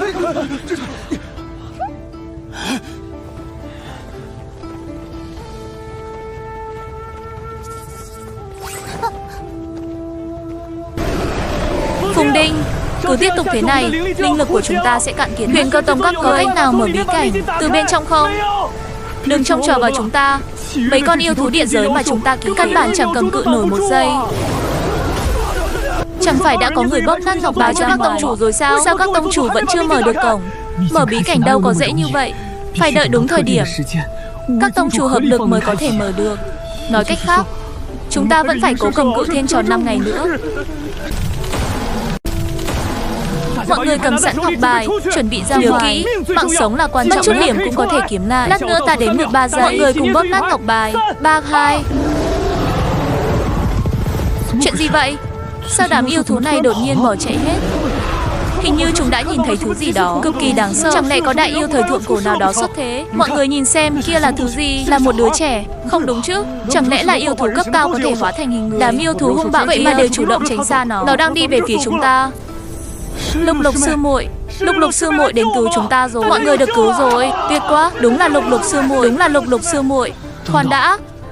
Cô bé đang đi đầu tiên kia, chẳng phải chính là Chu Lục Lục của Huyền Phù Tông sao? Có hóa thành cho ta cũng nhận ra cô nhóc này tuổi còn nhỏ mà lòng dạ hiểm độc. Mới đây chỉ bằng vài câu nói của tông môn chúng ta 200.000 linh thạch, tương đương tận 20 triệu linh thạch. Sao cô ta dám mở miệng đòi? Tông chủ vu thọ của các người cũng có tốt đẹp gì đâu. Mọi người hiểu lầm Lục Lục sư muội rồi. Lục Lục sư muội là người trọng đạo nghĩa. Cô ấy làm vậy đều là vì muốn hoàn toàn là bất đắc dĩ. Thử hỏi nếu tông môn của các vị đứng trước họa diệt môn, chẳng lẽ các vị sẽ trơ mắt nhìn nó sụp đổ mà không làm gì sao? Rốt cuộc chuyện này là thế nào? Sao trong bí cảnh đột nhiên lại bùng phát một đợt thú triều quy mô lớn? Chẳng lẽ có người bên trong đã đạt được cơ duyên kinh thiên động? Chắc chắn bí cảnh đã xảy ra biến cố lớn. Không biết đám tiểu bối bên trong giờ thế nào rồi? Hừ, chuyện này còn cần đoán sao? Có khi là mấy tông môn hạng bét nào đó đã chọc phải thứ không nên chọc. Nhận được bảo vật rồi. Con nhóc này chẳng lẽ thật sự đã vét sạch linh mạch của người ta rồi? Mọi người không sao chứ? Lục Lục sư muội, vừa rồi muội đúng là thần binh từ trên trời giáng xuống. Nếu muội đến chậm thêm nữa, chúng ta thật sự đã phải bóp nát ngọc bài, nhích nhác chạy khỏi đây. Đến kịp là tốt rồi. Vừa rồi từ xa ta nghe thấy tiếng mọi người cầu. Ta sốt ruột vô cùng, lập tức vận dụng toàn bộ linh lực trong cơ chạy một mạch tới đây. Dù giữa đường vì quá sốt ruột, ta đã ngã sấp mặt mấy lần, nhưng không sao, chỉ cần mọi người bình an vô sự là tốt rồi. Tiểu sư muội, bao giờ ta mới có thể giống muội, đến mắt cũng chẳng chớp một cái mà vẫn có thể nói những lời nói như thế chuyện thật vậy? Chu Lục Lục sư muội, vừa rồi đa tạ muội, đa tạ Lục Lục sư muội đã giúp đỡ hôm nay. Ân tình này, Ngô Văn Trí bác ta ghi nhớ. Người ta thèm khát gì cái ân tình của các ngươi chứ? Rõ ràng thứ cô ta nhắm tới là linh thực của các ngươi. Vừa rồi lúc cứu Tiên Kiếm Tông chúng ta, cô ta đã vét sạch gần như toàn bộ linh thực của chúng ta, lại còn tống tiền Vạn Khí Tông một nửa. Không tin thì tự các ngươi lấy linh thực ra thử xem. Các vị đừng nghe hắn nói nhảm. Tiểu cô nương này hành xử cực kỳ nhân nghĩa, cứu chúng ta mà không lấy một đồng nào. Là chúng ta chủ động dâng một nửa linh thực để thuê họ bảo vệ chúng ta trong những ngày tiếp theo. Đúng vậy, ta đã nói rồi, Lục Lục sư muội trước giờ là người trọng đạo nghĩa nhất. Đa tạ Mộng Huyện sư huynh và Hữu Tài sư huynh đã đứng ra nói giúp. Nếu không nhờ hai vị giúp ta giải thích, nữa đã để mấy kẻ bụng đầy tâm bôi nhọ thanh danh của ta rồi. Nếu mọi người thật sự vì chuyện này mà hiểu lầm ta sẽ khóc suốt 3 ngày 3 đêm mất. Huyền Phù Tông, Huyền Cơ Tông, cảm ơn mọi người bình an là ta vui. Chu sư muội, nếu muội không ngại, có thể giải đáp thắc mắc một chút. Vừa rồi đám yêu thú kia vì sao lại sợ các muội đến vậy? Chuyện này, các sư huynh sư tỷ của Tiên Kiếm Tông là người rõ nhất. Lúc đó tam sư huynh của họ, Đàm Viễn tận mắt chứng kiến con hỏa liệt điều lục ra, bị hỏa long đánh cho tơi tả nữa mà. Ta nói đúng chứ? Các vị sư huynh sư tỷ của Tiên Kiếm Tông.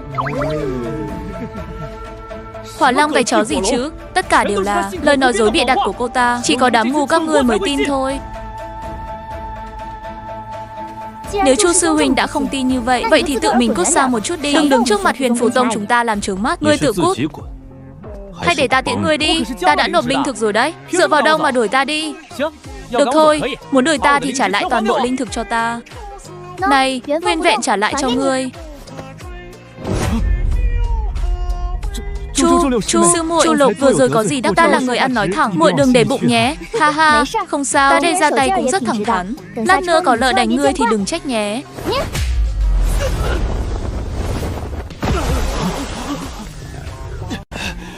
Chu Lục Lục, ngươi muốn chết à?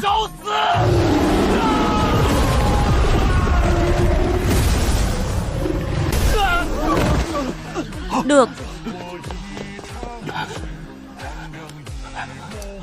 Chu Kiệt, rốt cuộc chuyện này là sao? Trong đó rốt cuộc đã xảy ra chuyện gì? Tông chủ, người nhất định phải làm chủ cho đệ tử. Chu Lục Lục của Huyền Phù Tông đó, ỷ minh quỷ kế đa đoan, nhân lúc hỗn loạn lừa lấy của Tiên Kiếm Tông chúng ta vô số linh trước. Đến khi thấy ta không còn giá trị lợi dụng, nó còn phát điên, tự tay đẩy ta vào giữa bầy yêu thú. Nếu đệ tử không liều mạng bóp nát ngọc bài, e rằng đến cả mảnh xương cũng chẳng còn. Chuyện này hôm nay nhất định phải cho lão phu một lời giải thích. Long Tông chủ bất giận. Theo hiểu biết của lão phu về đồ đệ ngoan ấy, dù bình thường nó thích giao đấu với người khác, nhưng tuyệt đối không làm chuyện ác ý lừa gạt người khác. Chỉ dựa vào lời khai một phía của đệ tử ông thì quá phiến diện. Chỉ bằng đợi những đứa trẻ khác ra rồi hãy nói. Nếu đồ đệ của lão phu thật sự làm chuyện có lỗi với Tiên Kiếm Tông, lão phu sẽ đích thân trừng phạt nó. Đến chết ông vẫn còn bao che, đúng là chẳng cần thể diện nữa rồi. Ông cứ nói tiếp đi. Được rồi, Long Tông Chủ, đừng ở đây hô hào đánh giết nữa. Đợi bọn trẻ ra ngoài, chân tướng tự khắc sẽ sáng tỏ. Ông cứ chờ đó cho lão phu. Nếu xác nhận con nhà đầu đó thật sự giở trò sau lưng, lão phu tuyệt đối không tha. Tông chủ, người đừng tức giận. Đệ tử tuy không tích góp được bao nhiêu điểm, cũng xem như trong họa có mang về không ít linh chi quý để kính dân tông môn. Xin tông chủ xem qua. Được rồi, đồ con, tự mình tìm được thì cứ giữ lấy đi. Tiên Kiếm Tông chúng ta giàu có, chẳng thiếu mấy thứ rách nát này. He. Xi đến cái gì thế này? Linh chi của ta đâu? Sao bên trong toàn là một đống đá vụn thế này? Anh, đáng chết, Chu Lục Lục, ta với ngươi không đội trời chung, ta nhất định phải giết ngươi. Mau nhìn kìa, ngươi đổi không nổi nữa rồi. Cuối cùng cũng mở rồi. Mở được rồi, cuối cùng cũng mở rồi. Ngươi chính là con nhà đầu này. Trông thì có vẻ ngoan ngoãn, sao lòng dạ lại độc ác đến vậy?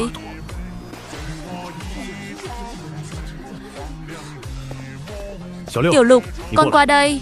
Nữ nhân này đang nói trước mặt mọi người rằng trong bí cảnh cướp linh trước của cô ta. Mau nói rõ với sư phụ, rốt cuộc chuyện này là thế nào? Sư phụ, người đang nói gì vậy? Con có thể đánh lén Tô sư tỷ? Con nói con cướp linh trước của tỷ ấy thì càng số linh trước đó rõ ràng là Tô sư tỷ tự nguyện chia cho con. Linh trước vốn là do chúng ta lấy, sao lại gọi là cướp chứ? Thì ra là vậy. Ta đã nói rồi mà, đồ đệ của ta sao có thể làm chuyện? Chắc chắn là có hiểu lầm gì đó. Nghe thấy chưa? Đồ đệ ta nói nó căn bản chưa từng hại ai. Rõ ràng lúc đối phó yêu thú, muội đã giở trò. Tại sao đến giờ vẫn dám làm mà không dám đến rồi đây? Muốn giả vờ yêu đuổi ai chẳng biết, xem ai nặn nước mắt nhanh hơn nào. Tô sư tỷ, tại sao tỷ lại vô duyên vô cớ vu oan cho muội trước mặt mọi người? Con nhà đầu này trông sắp khóc rồi, có vẻ thật sự bị oan rồi. Đúng vậy, dễ thương thế này, nhìn thế nào cũng không giống người lén đánh sau lưng người. Ta cũng thấy vậy, trông còn khá giống người bị hại nữa. Chuyện gì thế này? Bản sao lại không diễn theo những gì ta tính? Sư phụ, người nhất định phải tin con. Con thật sự chưa từng làm chuyện đó. Con bị oan, đạo diễn xuất đi. Bà cô này, ta xuất thân chính quy đầy nheo nào, cứ diễn tiếp đi, xem ai giống Bạch Liên Hoa hơn. Ngoan, đồ đệ, đừng khóc, sư phụ có mắt. Tuyệt đối sẽ không để con chịu chút ấm ức nào. Long Tông Chủ, ông nhìn xem đã dọa đồ đệ ta thành ra thế nào rồi. Con bé rõ ràng trong sạch, hoàn toàn vô tội. Tiên Kiếm Tông các ông, dựa vào đâu mà không có bằng chứng đã vu oan cho nó? Lão Ngô, ông chúng ta làm gì? Rõ ràng chúng ta mới là người bị hại. Ngươi cứ kể lại cho lão phu toàn bộ chuyện đã xảy ra trong bí cảnh đi. 1 năm 1 mười, không được bỏ sót một chữ. Nói rõ mọi chuyện trước mặt mọi người. Vâng, thưa sư phụ. Chuyện là thế này, sau khi vừa vào bí cảnh không lâu, ta đã gặp muội ấy chủ động đề nghị kết bạn. Thấy muội ấy còn nhỏ tuổi, ta đã ngờ muội ấy lại nhân lúc ta đang liều mạng phía sau đánh lén ta, đánh trọng thương ta rồi cướp sạch toàn bộ linh chi. Không chỉ có vậy, bộ pháp y bị thiêu cháy trên người ta cũng là do muội ấy cố tình dùng thuật pháp hệ hỏa thiêu hủy. Tô sư tỷ, ý tỷ là ta đã ra tay thiêu cháy y phục của tỷ. Vậy chẳng phải có nghĩa ta là hỏa linh căn sao? Tô sư tỷ, tỷ thật sự quá đáng rồi.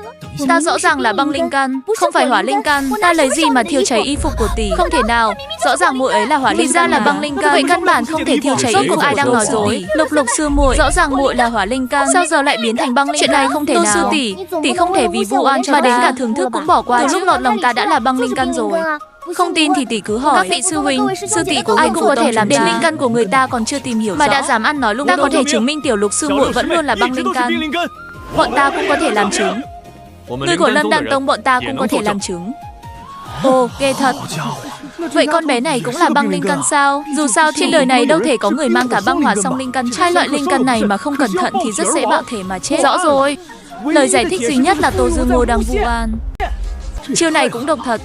Nếu con bé này không phải băng linh căn thì hôm nay tội thiêu hủy pháp y, cướp bóc đồng môn đã bị trục chắc lên đầu nó rồi. Phong cách hành xử của Tiên Kiếm Tông đúng là quá thấp. Trước khi vào bí cảnh đã bị lấy mất 1000 thanh linh, giờ lại cố tình trả thù một tiểu nha đầu. Đúng là không biết xấu hổ. Tại sao trước đây chỉ cần ta giả vờ dù ta nói gì mọi người cũng sẽ sao lần này lại thành ra thế này? Lục sư muội rõ ràng là hỏa linh căn mà.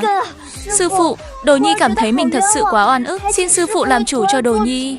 Nếu con bị oan, sư phụ đương nhiên sẽ làm chủ cho con. Hừ, Long Tông Chủ, đệ tử của ông vô duyên vô cớ vu oan ái đồ của ta. Rốt cuộc là có ý đồ gì? Hôm nay ông nhất định phải cho Huyền Phù Tông chúng ta một lời giải thích. Sư phụ, với Ngô Tông Chủ và vị sư phụ của con bé kia, chiếc nhẫn không gian của con của thực đã bị bọn họ lấy mất. Còn chưa đủ mất mặt hay sao? Xin lỗi, Ngô Tông Chủ, ta xin lỗi. Lục Lục sư muội, ta xin lỗi. Ngươi khiến Đồ Nhi của ta phải chịu oan ức trước mặt mọi người như vậy. Chỉ một câu nhìn nhầm người là xong sao? Ngô Tông Chủ còn muốn thế nào? Đồ nhi của ta tuy hiểu lầm nha đầu này, nhưng nha đầu này của thực đã ra tay độc ác với đó là sự thật không thể chối cãi. Ta nói tô nha đầu này, sao lại giỏi đổi trắng thay đen? Thì ra là trên không ngay. Nha đầu, lão phu hỏi con, có phải con đã ra tay với Trúc Kiệt không? Đúng, ta của thực đã ra tay với Trúc. Chuyện này có gì mà đó là do huynh ấy đáng đời. Lục Lục, ngươi đúng là độc phụ lòng dạ hiểm. Ngươi đẩy ta vào giữa bầy yếu, rõ ràng là muốn lấy mạng ta. Trúc sư huynh, huynh đừng ăn nói lung tung. Ta đâu có đẩy huynh vào giữa bầy yếu. Mời huynh ra khỏi vòng bảo hộ nhỏ. Sao lúc đó nếu ta bảo vệ một người không chịu trả phí, thì chẳng phải ta mới là người nói láo. Ngươi còn định trả lại cho ta đâu phải linh chi, ta không còn xem. Ai biết đã qua nửa ngày rồi, có phải ngươi đã lèn cháo linh chi thành đá vụn rồi quay lại vu oan cho ta không? Nói láo, ta không hề cháo đổi. Tự ngươi xem đi, toàn bộ đều là đá vụn cả. Quả thật là đá, nói láo. Đủ rồi, Trúc Kiệt, máu cút về đây cho ta. Tông chủ, đệ tử về ngay. Ngô tông chủ, chuyện hôm nay xem ra chỉ là một hiểu lầm. Lỗi là do đệ tử Tiên Kiếm Tông hành sự lỗ mãng. Lão phu xin thay chúng nó nhận lỗi với ngươi. Chỉ một câu xin lỗi qua loa là xong sao? Ngươi có biết không, Tiên Kiếm Tông các người hết lần này đến lần khác vu oan cho đồ nhi nhỏ bé đáng thương của ta đã gây ra tổn thương tâm lý sâu sắc đến mức nào không? Trong lòng ta khó chịu quá, đầu ta choáng quá. Nhị sư huynh, đỡ muội với, đừng để muội ngã úp mặt xuống đất. Tiểu Lục, có nhị sư huynh ở đây, đứa đồ nhi đáng thương của ta, rốt cuộc con đã phải chịu oan ức lớn đến mức nào đây? Chủ, chuyện này của thật là chúng ta đổi lý. Lão phu tự mình bồi thường cho nhà đầu này 1000 của linh. Ngươi đưa con bé về nghỉ ngơi, tính dưỡng cho tốt. Ngươi đang bố thí cho ăn mày đấy à? Ngươi có biết không, trái tim trong sáng thuần khiết của con bé đã phải chịu một vết thương không thể xóa nhòa. Ngươi nhìn gương mặt trắng bệch như giấy của con bé đi. 1 vạn của lão phu bồi thường 1 vạn của linh huyết cao dai. Ôi chao, vốn ta còn ngươi cho được 2000 của thì cũng tạm chấp nhận. Nếu Long tông chủ đã thấu tình đạt thì lão phu xin sảng như 1 vạn của này vậy. Ha ha, được rồi, ân oán đến đây chấm dứt. Các vị tông chủ mau đến xem bảng xếp hạng chung cuộc của kỳ xích viêm thí luyện lần này. Trời ơi, chuyện gì thế này?